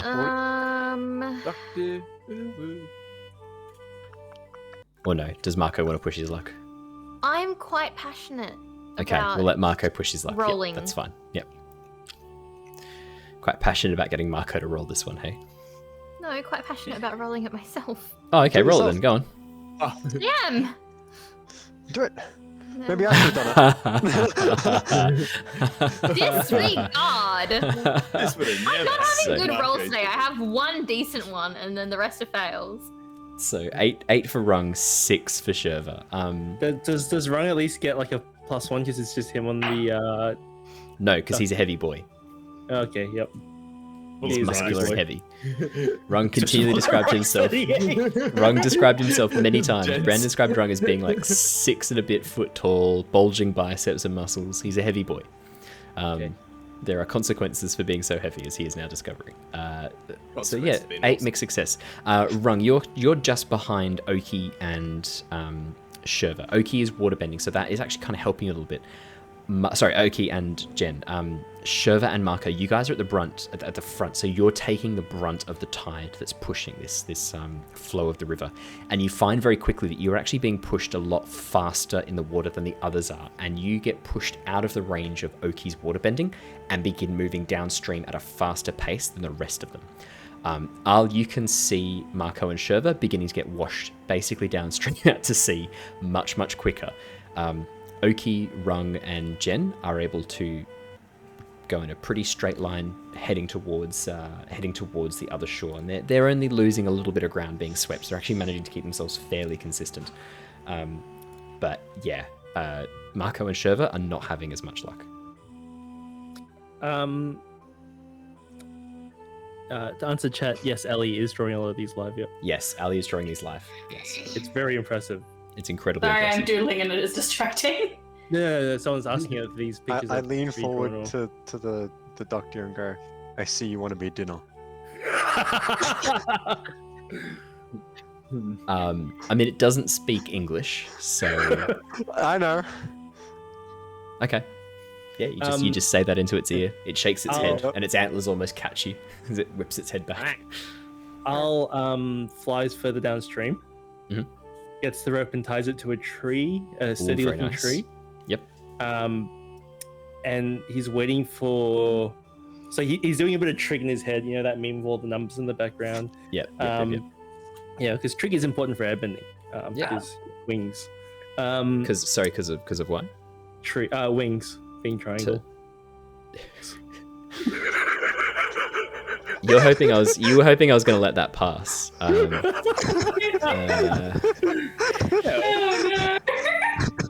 As a joke, no, triangles are important because when you're a nomad and you go camping and have to rebuild your structures so often, you need to know how to rebuild them efficiently and strongly with triangles. Strongest shape there is. Yes. I'm going to let this pass. And plus, there's a lot of triangles in his glider as well. That's what I meant by wings. Like you know, you've seen the glider, right? Like the way it is like lots of. My memory, it's actually rectangle. Maybe I'm thinking of the blue one he gets later on. Ang's I'm pretty sure it's a triangle. glider. It's a You triangle. could be right. Yeah. Hang glider. Ang's Yeah, glider. the wings itself are like Oh, triangles. it's not a triangle. It is a semicircle. Yeah, I was actually just thinking Rhombus. that. So Okay, it goes across. if you and have rolls into the infinite- front. If you have Infinite infinite triangles. triangles, Yeah. it becomes a semicircle. If you have That's infinite the limit of triangles. number of triangles. Well, if infinite triangles becomes a circle. No, That's it the doesn't. point. I'm gonna have to defer to the expert on this, and it does not sound like Cora is gonna let this slide. I'm sorry, man. It's out of my hands, but Cora does not sound satisfied with your answer. Yep. No. I'm gonna let it. I No, will it's allow not a this. lie. I will let it pass. Okay. Anyway, so yeah, he's trying to figure out if they keep swimming across the river at the rate they're going, Yes. how far down he has to go, tie To it get to the the rope tree, out to them. Yeah. then try to get the rope out to them so that when they grab it, as long as they hold on to it, it'll sweep them Yeah. along the. No, I like this. I like this plan. Roll me with creativity. Oof. I am learning to be more creative. Okay, let's see. I You actually can no. do I would it. know. Okay, I was gonna say with focus. I'd allow focus too, actually, in hindsight. But we can take. Okay, what's your plus to It would have been focus? 8 with focus anyway, so. Okay, well we'll take 8 then, because I think with focus It's the does same make thing. sense as well. Yeah, what you were describing actually is more focus than creativity. Yeah. Al, you nail this. You start going through the numbers in your head. You're like, yep, okay, a little bit off there. I think I've got this. So you tie the rope off, and do you then fly back out with the other end of the rope to try and pass it to them? Yeah, pretty much. Like Cool, I cool. try to get their attention with a I can't whistle, so I'm just yelling yip yip yip yip in the air to try and get their attention. Amazing. I was expecting a rock to be thrown at us. You watch as the duck deer just takes off into the sky. But last time I tried gliding while holding something like a rock or a bottle, it did not end up well. So I was happy with a rope, which is Yeah, just like fair enough. tied around it. Yeah. No, absolutely fair enough. Yeah. You call out Sherva, Marker. You can see Arl flying towards you rapidly. At this point, you start to realize that you guys are in a bit of trouble. The current is actually picking up, and ahead of you, you can actually see that at a bend in the river, it quickly becomes rapids. So you are currently heading for some jagged sections of rock sticking out of the riverbed, which is why it is speeding up as it comes to this section. Also, rather concerningly, the sound of roaring water seems to be coming from around the edge of this bend. Rolling your eyes. Yep, unfortunately. We Looks like should there's a have waterfall. scouted Arl flies out to you with this rope, yelling yip yip yip yip as he approaches. Why is he saying yip yip? He's excited. Must be very excited. Is it your birthday? Yep, you're right. Oh my No, god. no. It's just something that some of the other airbenders say sometimes. Oh, good buddy. How close are we to any edges of the water?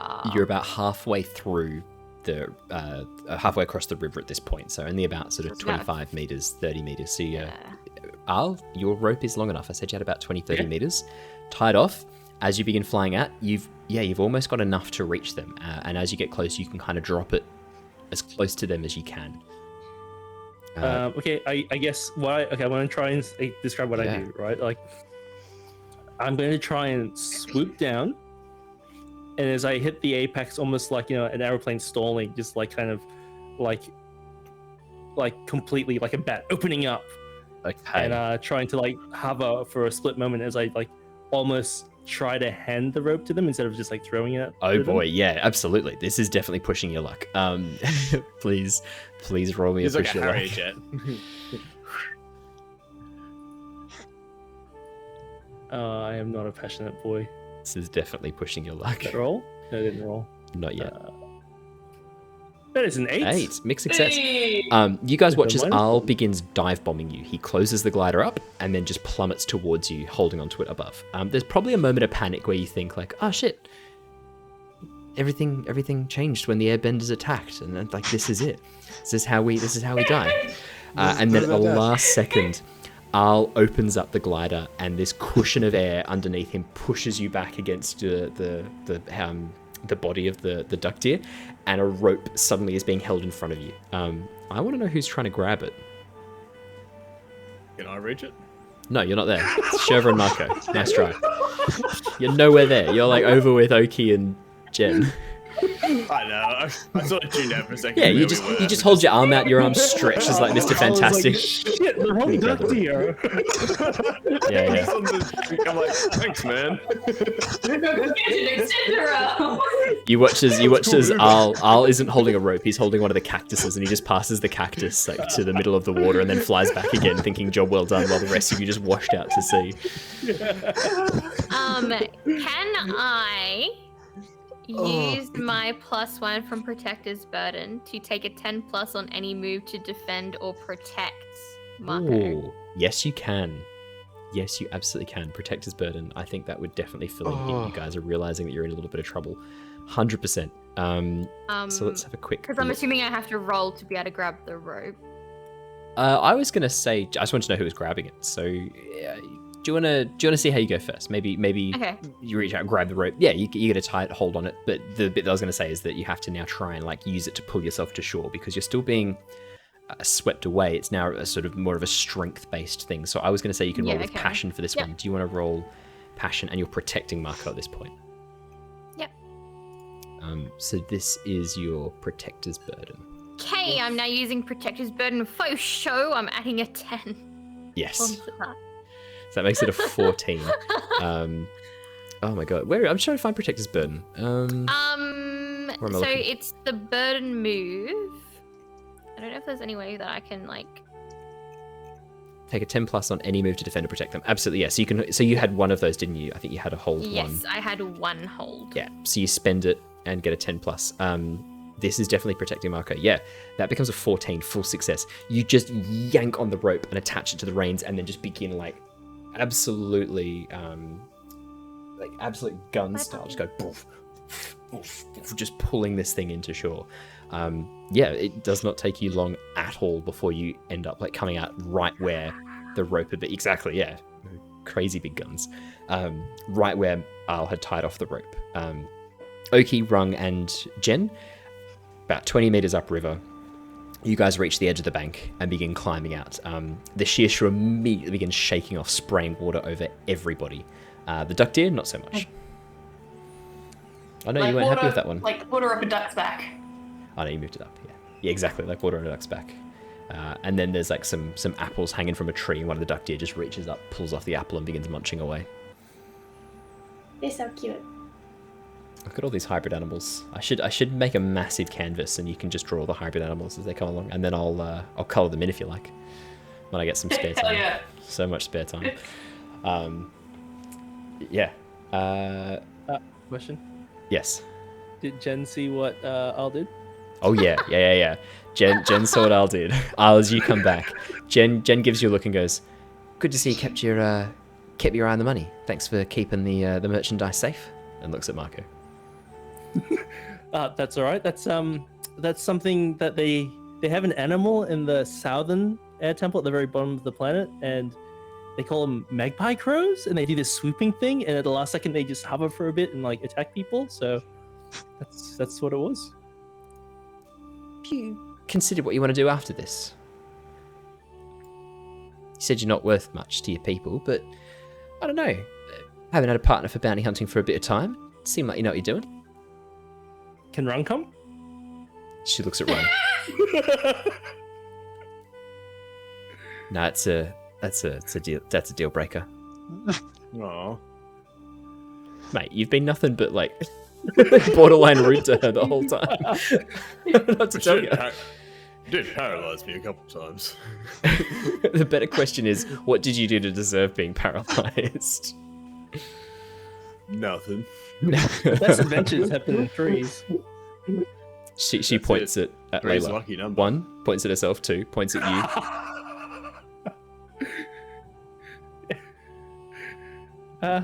3 points at Such a Layla. ladies' man. I will definitely think about it. Yeah, look, not a bad idea. Always wait till you've grown up a bit anyway. And obviously, when you start off with me, you start as a bit of an intern, bit of a pay. You start off a bit of a pay.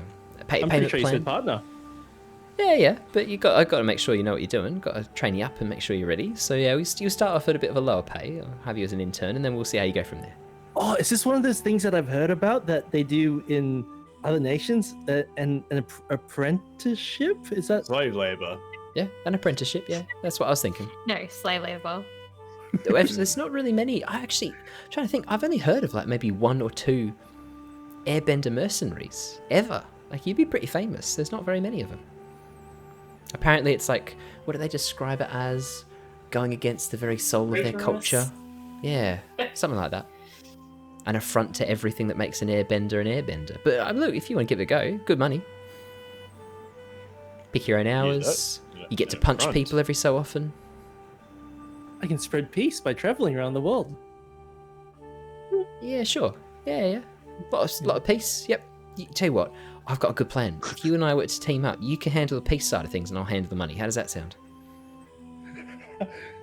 Well, it's pretty tempting. I'll let you know. Sounds like a plan. Al is thinking to himself he's got to spend the next however long trying to persuade her to take wrong when the time comes. I'm going to tell you now. I'm going to say now. Good luck. Alrighty. As you guys have reached the other side, I'll let you know. Oh my god. Unfucking believable. The puns in this chat are just... I'll let you know. Tonight. Yeah, no, fair enough. Yeah, so you guys are on the other side of the river. Like, nicely done. That was really well done to bypass a fairly significant portion of time that would have taken you into danger. That's fantastic. You've done a really good job there to get around that. I'll bring open the map so that you guys can see where you are. To bypass a certain amount of danger and content that the DM had worked on. Oh no, that's not going anywhere. If you guys ever head through if you guys ever head through Full Moon Bay again or Serpent's Pass, it's always still there. Like, that's not going anywhere. Alrighty, fantastic. Yeah, so the area where you are now looks to be an area of dense woodland, hugging the side of the river. You can see in front of you a series of mountains, plateaus heading up and rising above the forest in front. From where you are now, you can't see the walls of Ba Sing Se, but you do know they are just due north from where you are now. Hey guys, the walls of Ba Sing Se are due north, just from where we are now. I saw them before when I was flying up. God, amazing. Whoa, how'd you know that? Eyes of a bird. Goddamn bird eyes. He looks in you, Rung looks in your eyes and like, nah, look normal to me. Must activate when you're up there or something like that. Have to teach me how you do it. Yeah, so the Fire Nation camp, right? It's basically just sort of a little bit north, a little bit east of here. They were sort of sticking to the mountain pass side of things, like trying not to get too close to the train station so they won't get spotted. Heading over towards the Lake Laogai area. We can head that way now if you like, or if you wanted to talk through what your plan was. I know you weren't so keen to just walk into the Fire Nation encampment. You don't trust Captain Zhao, was it? How long do you think it would take us to get there? Oh, we'll be there in the next couple of hours. Oh. No, that was you've saved us basically a day of travel, so we'll be there much sooner. Cool. So maybe a nap in between, relax for a bit, freshen up. Splash in the river. Yeah, I think it's been a while since I had a bath, and like Rung just starts taking his like shirt off to like quickly just wash himself in the water. I think it's been a few days. You watch as Rung just gets washed down the river. Yeah, sorry. Alex again's like, see, he's hygienic. He washes. Yes. See, just like bringing out like my shirt in the water. It's just a bit black from coal dust. Yen just turns and begins like checking all the straps on the sheer shoes saddle.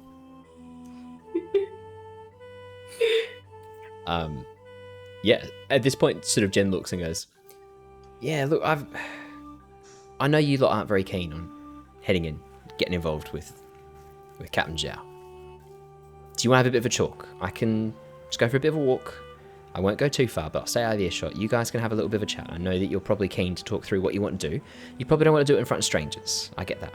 So Sherva and I can have a bit of a walk if we want. Or are you going to hang out with them, Sherva? Have you got some thoughts on Captain Zhao? I mean, you'd know the political minefield that is the Fire Nation ambassadorship better than I would. I'm not part of the Fire Nation, of course.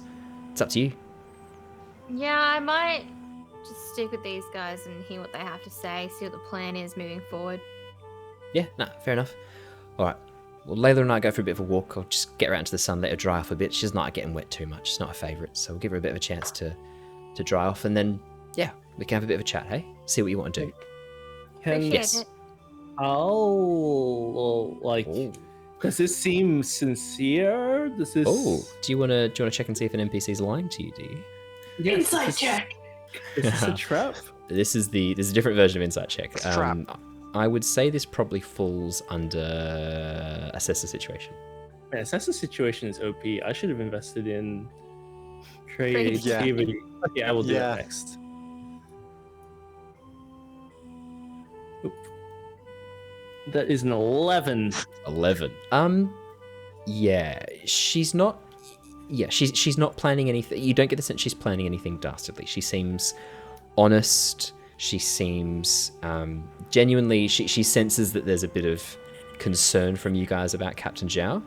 Captain Zhao's not her prerogative. She doesn't care about Captain Zhao. Her job is to bring Marco back to his father. If you guys want to avoid Captain Zhao, if you think there's genuine danger there, it's in her interests to make sure you guys get straight to Marco's father. She trusts Sherva. From her perspective, she's been traveling with Sherva for about a week now. So she feels like she knows Sherva and she can trust Sherva. Obviously, from Sherva's perspective, you've just met this person because of the way the wish has worked out. So you're just not really sure at all. But no, you've had a bit of a time to get a read on Jen. She seems genuinely... what she wants, what her goal is to get paid the money that she was promised for getting Marco back to his father. She doesn't have to bring him back in one piece. She seems dedicated to that. Whether it's because it's a point of pride for her, whether because she thinks she'll get a better reward for it, you're not sure. But she has gone out of her way to make sure you guys are not in any extreme danger. And she has provided, I would say, a fair bit of evidence that she cares about your well-being up to a point. You don't get the sense she is planning to betray you or this is a trap or anything like that. She genuinely is giving you guys a bit of a chance to talk through what you want to do with Captain Zhao.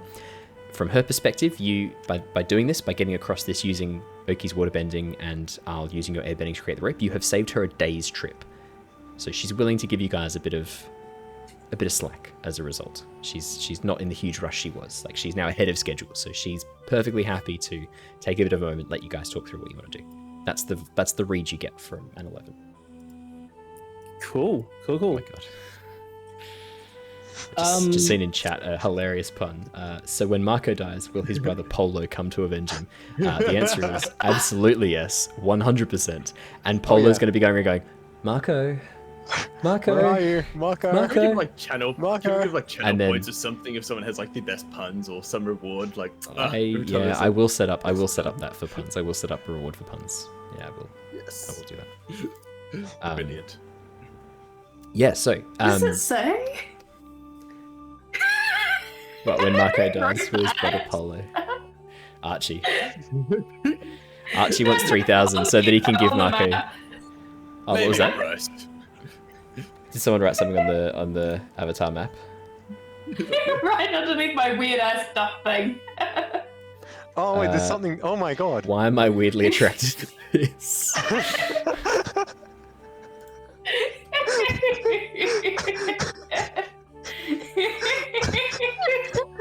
It's the eyebrows, isn't it?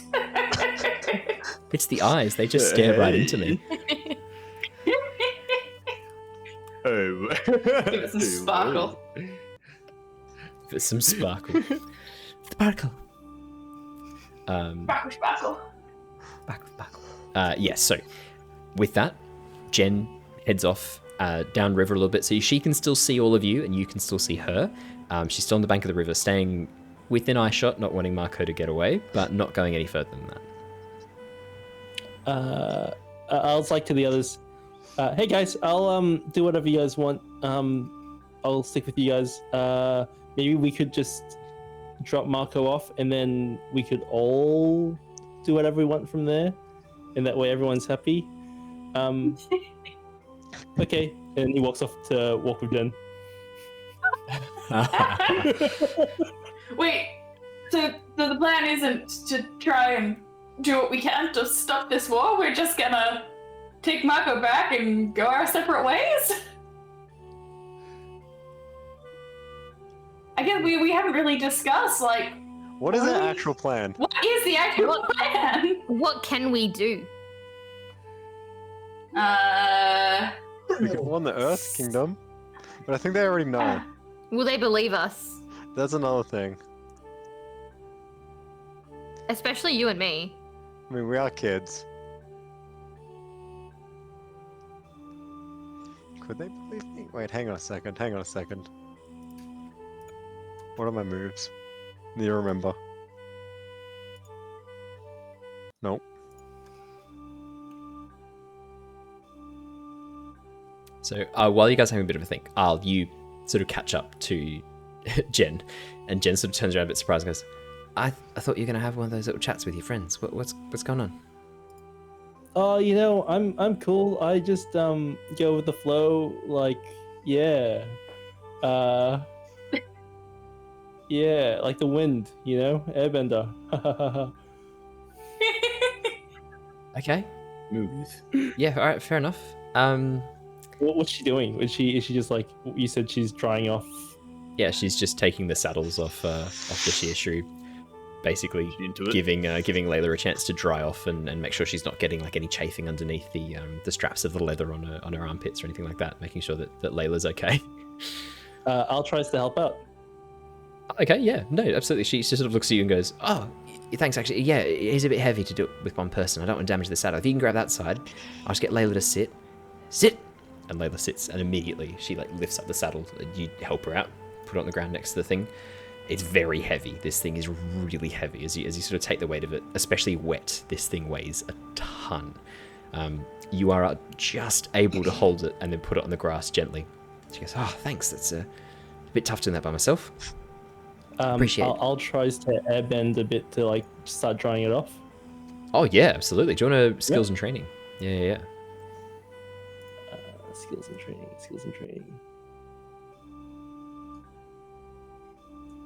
Alliance skills and training.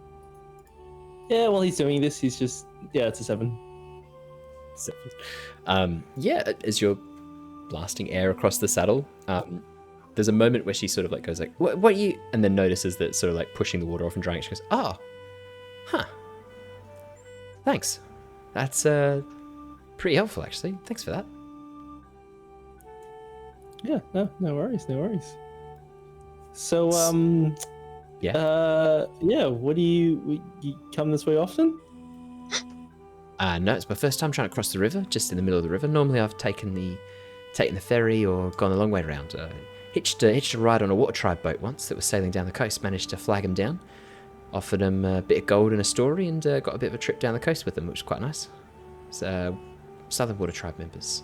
Bit nicer than the Northern group. Bit less stuck up. So I'm told. Again! Yeah. I think Oki's from the south. No, Oki's from the north. I think Oki prefers the south. Oki prefers the south. Oh, okay, yeah, right. Oh, fair enough. Cool. So, what's your favorite month? My favorite what? Month of the year. What you mean a monk? What? No, favorite month. Like this. Oh, month. Yeah, I thought you said favorite monk. I was like, what are you talking about? No, I'm obviously your favorite monk. That was pretty smooth. He's so smooth. That was pretty smooth. There's a pause. She sort of looks at you and goes, "Right, okay. Yeah, that was pretty well done. Full credit to you." I did not. I guess you are my favorite monk. Yeah, no. I guess you are my favorite monk. Al was very confused how the conversation got there when he was talking about the months of the year. Favorite month? Oh, look, it's much easier. It's much easier to hunt down. Much easier to hunt down people in the summer. Like this, it's easier to track them. I have to worry about the cold. It's yeah. No, I prefer summer. So maybe like January, February, December. I mean, that's if you're down in the south, right? If you're Yeah, well, I don't mean, know. normally I'm sort of on the equator, so it doesn't matter as much, to be honest. My favorite month is June. Favorite month is June. Why? I don't know. It's just a nice month. It sounds nice. It's a nice name of a month. Yeah. Okay. Fair enough. No, fair enough. She doesn't see the connection. I mean, she did, I'd be kind of afraid. Everyone that is now canon. Yeah, I'll just quietly just keep trying the settle. I guess that's No, fair enough. All right, let's jump back to the plot in that case. You guys have had enough time to think through what you want to say. What's your plan? And we'll wrap up once you've said your plan.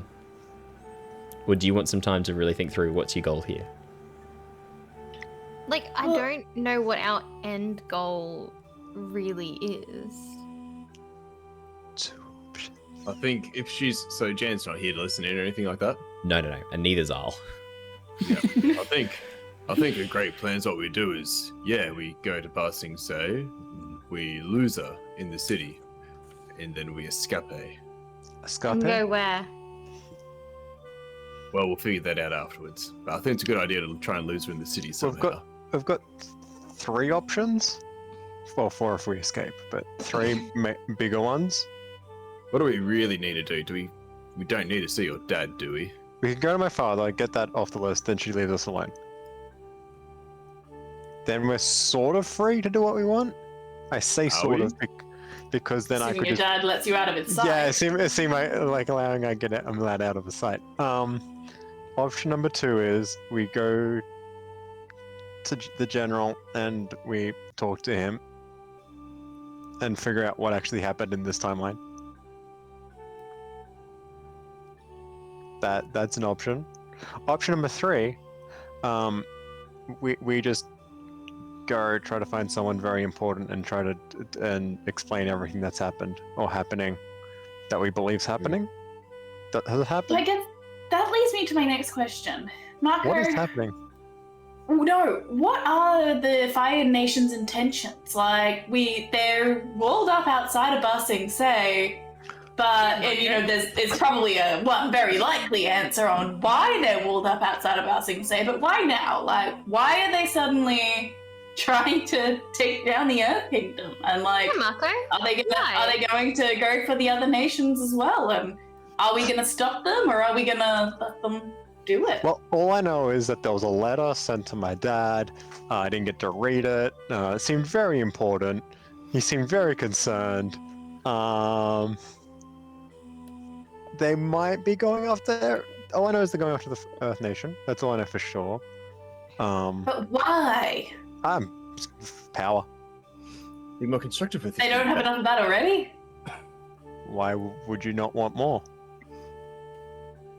Because telling people to do stuff is a pain in the ass. It takes more effort than it's worth. Hey, no, trust me, I know. That's why I don't do anything.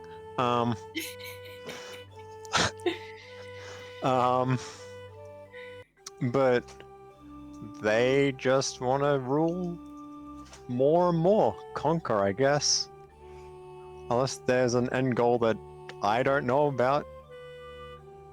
There's the whole unifying the nations thing, which you brought up before. I think that might be a goal of theirs. I mean, I don't think that's never been brought up to the higher ups, that's taken out of context. But just get past that, okay? Can we just put that aside? Shelve that over there. Just shelf that over there. Rung just wrings out his shirt and the river just. yeah, behind us. But yeah, so they want to destroy the walls of Ba Sing Se. Can we attempt to stop that plan for long enough for Ba Sing Se to notice what's going on at their walls? Probably. I mean, we can't stop a war from happening. It's going to happen. But there's this entire series about it, but it's almost like this is preordained. We can try to influence how that war goes or how fast that war progresses. Then the question is, how soon the Airbenders die. Whose side am I on? Ours, obviously. Right. You are with us, aren't you? Yeah, Marco. Yeah, but to what extent? To the Well, extent are you father? going to attack the Earth Nation, or are you going to To get my help father the killed Earth again? Nation attack? Could you convince him that maybe it's not a great idea to attack We Ba might- Sing like, Se? if we talk to him, we might be able to buy time. You assume that Mako's father has a lot more power than he actually does. Well, at least he brings up a discussion, which means they're not doing something else. Like, even though it's 5 minutes, it's 5 minutes of them not destroying something. Oh, good. 5 Do we have minutes. any of the thermite left? Could we drop it on the Fire Nation No, camp? you used all Can we the. just blow everything up? I thought we were You trying did not to use- Oswald. What if we just destroy everyone equally? Alright, Sit Marco, you're everyone on the way back. to becoming a villain here. We've got to keep an eye on Equally. you. Equal. Everyone's equal. Don't worry about Yeah, Mom. it. I think we have to stop the Fire Nation, yes. I do feel like they're... But then the Dialee are also a big problem. Sure, the Fire Nation are lovely people. You're a lovely person. Just the things they're doing in the political space are not lovely things to do. Unlimited power. Power. Yeah, Can we somehow hit the Daily directly on the Fire Nation? yes. We I can do some imagine there is a way. intelligence gathering in Ba Sing Se, see if we can convince the Daily through maybe some less than true documents or something. Like this piece of paper that's empty. Yes, perfect. A clean slate, right on. Maybe if, Alright. if it only had a hidden message. So my question is, what do you guys think you're gonna do?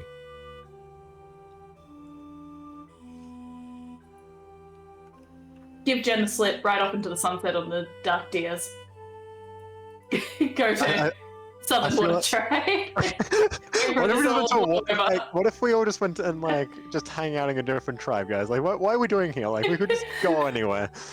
We could stop the war, but what if, just hear me out here, what if we didn't? What if we did? I'm gonna go hang out with the swamp benders for a couple of years. Yeah. Let's go, everybody, to the swamps. I mean, we are students at the university. We could just go back to uni. Well, Wait, what? Oh, right, yeah. all I right. feel like we go Well, see my dad how- and then see what happens from there, Okay. right? Yeah. So it sounds like the plan is go see Marco's dad, figure out where you want to go from there. Okay. I just want to know if you're going to do anything tricky or special to get through into the Fire Nation. By this point, like as you guys are chatting, Al and Jen spend a bit of time drying off Layla the Sheer Shrew, put the saddle back on, and then head on back to the group. And you guys have finished up your conversation. Right. So, ready to go? Are we gonna get ready? Get heading on out. What's your opinion on Yeah. universal destruction? Not a great fan because it's pretty bad Okay, for cool. business. Yep, fair enough. It's just in that I coming, need actually. a well-functioning society where criminals can create problems, Yeah. and I can solve the problems. But during a war, Yeah. people don't really care much about criminals, and if Criminals, anyone's going yeah, to pay no, me, they're going to no. be paying me to do combat mercenary work, and I don't work that way. I like to work on my own terms. you do People, Do you do spy work? Just out of curiosity. she looks at the sheer shrew. Not many people ride around on a sheer shrew. I'm not a great spy, gonna be honest. Fair enough. What was that? Sorry, If Oki, we you were going to say could- something? Well, if we could theoretically stop a war from fighting out, theoretically saying between the Fire Nation and the Earth Kingdom, would you be interested in helping stopping it? Her eyes narrow and look at you. Yeah, I'd be Oh, interested in. theoretically. of I'd be course. interested in making sure there's. I mean, look, the Earth Nation and the Fire Nation are probably my two biggest customers. Water Tribe don't really need me too often to go track down their lot. And the Air Nomads, I've never heard of an Air Nomad. I've never been hired by an Air Nomad before. Let me put it that way. So, two biggest customers having a bit of a face-off. Not great for my business. Be much better if they continued to have their own little internal problems, and I come in and get paid to solve them. That'd be ideal for me. Yeah. That's the solution.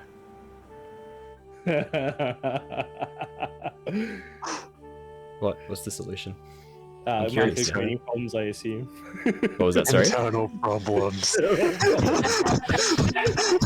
Marco creating internal problems. Right. How much Read- would it cost for you to take out a general? You're asking how much it cost me to beat an assassin. I'm not a killer for hire. I track down people. I find people. Criminals. That's what I'm. She tracks down criminals. Yeah. Okay, Well, people. What if you find him What if and this then find person's him out in the also middle a of the desert? criminal? It's not necessarily criminals. I get paid to track down like lovers who've run out, or husbands who've run out on their wives, or I get paid to track down all sorts of people. It's just whoever pays me to go find someone. That's what I'm good at, is finding people. But if you want me to kill someone, that's another matter. Not something I discuss. Not in my purview. Okay. Maybe not kill, but paralyze and bring back to us. To kill. You want me? Right. Oh. Yeah. Look, We'll do if the there work. was, yeah. Look, sure, absolutely. Yeah, that's if you want me to find someone, bring him back. Yeah, I can do that. It's my job. Who do you want me to find? Okay. We'll point him out to you later. What do you mean you point him out? You don't really need me to find him if you're going to point him out to me. Oh no, we need you to bring him to us. Oh, I'm sorry. Is this a kidnapping job? No. I wouldn't call him a kid. Yeah. I'm not that Or big. is it- How do you feel about Abduction. like someone who's willing to partake in war crimes? I don't want to be friends with that person.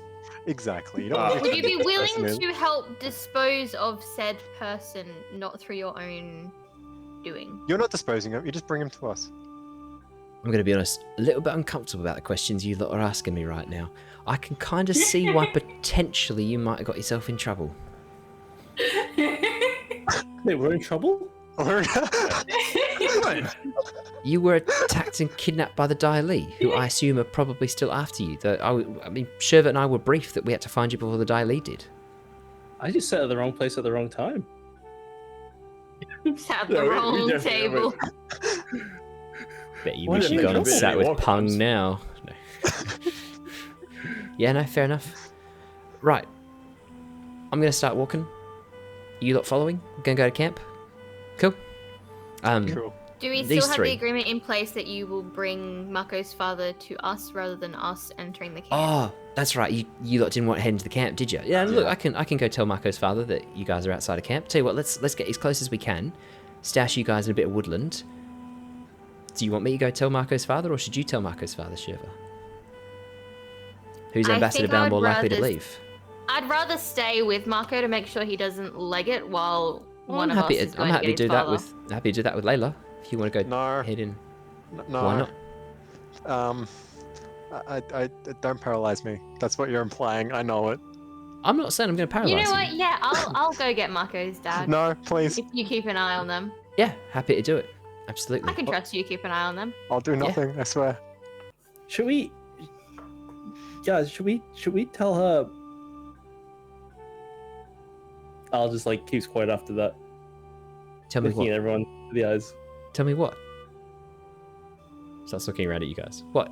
I actually don't know what we're telling her. I go over to Arl and I sort of just grab him and sort of walk him aside, like, are you insinuating or insinuating? I think I'm insinuating what you're insinuating, but I'm not sure what you're insinuating and if we insinuate the same thing. I'm just thinking. I think I'm just picking up what you're putting down right now. I just want to make sure what you're putting down is what I'm picking up. You know what I'm saying? I mean, I just put something down. You can pick it up, and we can pick it up together as a shared load. Would you say there's enough time to pick it up, or if there's been any change in that time to pick it up? Well, I mean, like now could be the best time because if we leave it down on the ground for too long, it might come back and do bad for us. Alright, so you want to insinuate what we're picking up and putting down again to time the other guys? Yes. Do you guys think we should Alright. put it down, pick it up now, or do you think we should like leave it on the ground until at least after the general comes back to pick up Marco? Yeah, do you think we should What pick it up and the put it down fuck is right now? happening? We've just been sorting this out. Like, should we pick it up and put it down now about the time? A long Or is the time prehensile the tongue analogy- Put it down. covered in barbs whips between the two of you and then shoots back into the mouth of Layla. If you don't shut the fuck up right now, I'm going to paralyze you both and drag you behind my shear string. What Okay. are you talking about? Guys, the thing She's that we're obviously putting not down. When I down put it down. was an analogy of what could maybe happened between the Earth Nation and the Fire Nation? I think she already knows. I'm sure she's aware based I'm on not a the fucking idiot. conversation. I'm not a fucking idiot. There's Fire Nation soldiers camped out outside Ba Sing Se, following an attack on the embassy by the Earth Nation. Seriously. I'm not a fucking idiot. Didn't say you were. Just wanted to make sure that we picked it up. Yeah, pretty clear there's a bit of conflict going on between these two. I just don't think it's going to escalate to all-out war. There's too much to lose for both of them. Nah, it's not going to happen.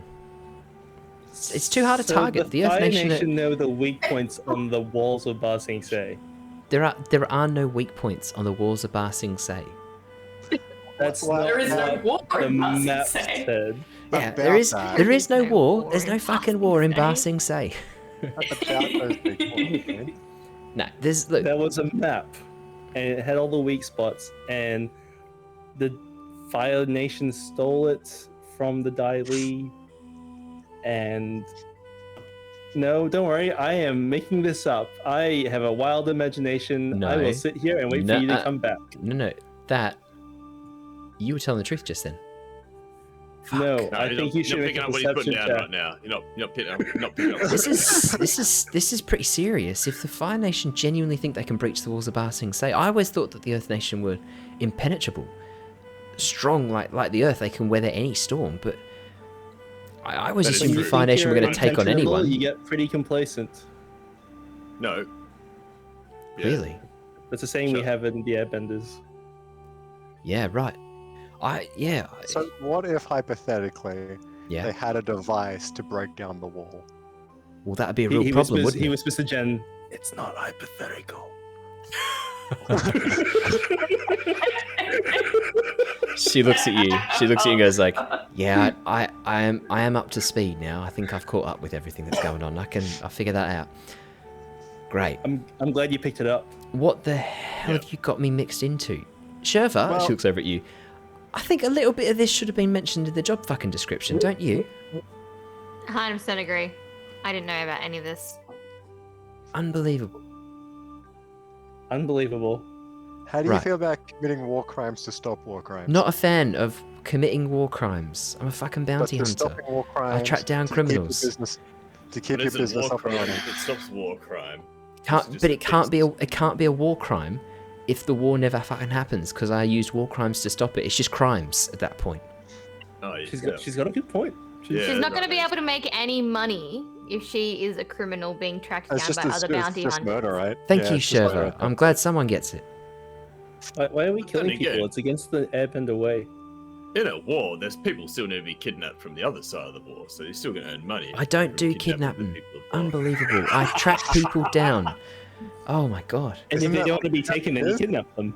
Yeah, look, Well, You if can they tell he's if, an earthbender by how rock solid his skull is. if I've been paid enough money, then yeah. It's a Look, if positive. someone's unwilling, I'm not kidnapping them. I'm relocating them with Against their will. extreme by napping prejudice. them. then why does your mount have a paralyzing tongue if it's not for kidnapping things? Seems like a very Protection. useful tool to kidnap people. Self Seems defense. like a kidnapper's tool. Self defense. That's what a kidnapper would say. I thought you were cool. Are you I thought trying you to were get with her or not? Yeah, I thought you were cool. I thought you were cool. I believe it's called. I'm so confused right now. Al does this thing where he plays himself and he gets really cool smooth moves, and then he comes in it's like multiple personality disorder, and then the other it's personality comes in because and of Rung. sabotages it. Shoots himself Yeah, in the yeah. foot. Rung It's 'cause of starts Rung. it, and then Ung has. Al gets excited. Ung has to get Yeah. excited and jump in and put his little 2 cents in here and there, and he gets swept away by Rung. Rung's Yeah, just the worst bad wingman influence. ever. Yeah. Yeah. Al's just all about having fun and being a free spirit. He didn't even know he was flirting. He was trying to in his mind subconsciously, but he didn't know he was flirting. Okay. Right. Okay. Let's just. Fuck. I've not paid Let's just enough meet my money dad. for this. I'm not paid enough. Let's money just for meet my this. dad. Let's get to the edge of the woodlands. Sherva, if you can get Ambassador Bao, I'll keep an eye on this lot. Let's try and salvage this. Hey. I'm good. Jeez. Unbelievable. Don't be angry at me, Jen. I was the one who wanted you to know the truth. How I'm do not, we- angry. I'm not angry. I'm not angry. I am a bit disappointed. I am cool. How do we feel about He gets to sit down by Good himself. how do we What feel was that, about Marco? duck beer for lunch? How do you feel about duck deer for lunch? The duck deer sort of turn and look at each other and then look at you, Andrew. not at your character. They look at you, mate. Everyone look at the screen. Yeah. The screen, just everything's. Oh god, those eyes, those eyebrows. Strangely sexy duck deer.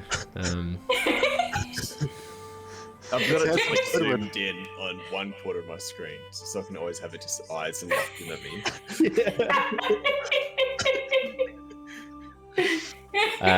And on that note, that is where we're going to wrap up for tonight because I can't handle that anymore. I'm gonna wait a week until they've forgotten about the strangely sexy duck deer, and we can move on with the plot. All right, lovely people, that is where we will wrap up for tonight. We will be back again next week to see how this possibly could go. The other reason I'm wrapping up now is because this next section with Marco's dad, there's no way we're going to be wrapping that up in the next 10 to 15 minutes. That's going to be, oh god, easily an hour, 2 hours worth of content right there. So we'll save that for a whole episode. That might even just be, it might just be an episode meeting up with Marco's dad and discussing that. There's quite a bit there. So let's get to that next week. It's like therapy to work through Marco's daddy issues. Not quite that. You'll get to see. You'll see. All right, lovely people. He's a zombie, isn't he? Nah, a zombie. What? It's actually a leech. A lich. My phylactery is complete. You're alive. He's like, what? You can call me He's a Molded leech, Dad. and all. No. Yeah. Oh my god. Daddy. Hello, Marco. Give your dad a hug. All right. You smell just how I remember you smelling. You smell Like Old damn Spice. peanuts. All right, that's enough. All right, lovely people. Thank you so much. We will see you again next time. I'll be back playing some Pokemon Legends Arceus on Saturday, so I'll see you then for that. Otherwise, stay safe, stay well. We'll see you next week. Goodbye, everybody. Bye. Sorry. Sleep tight. We're sorry.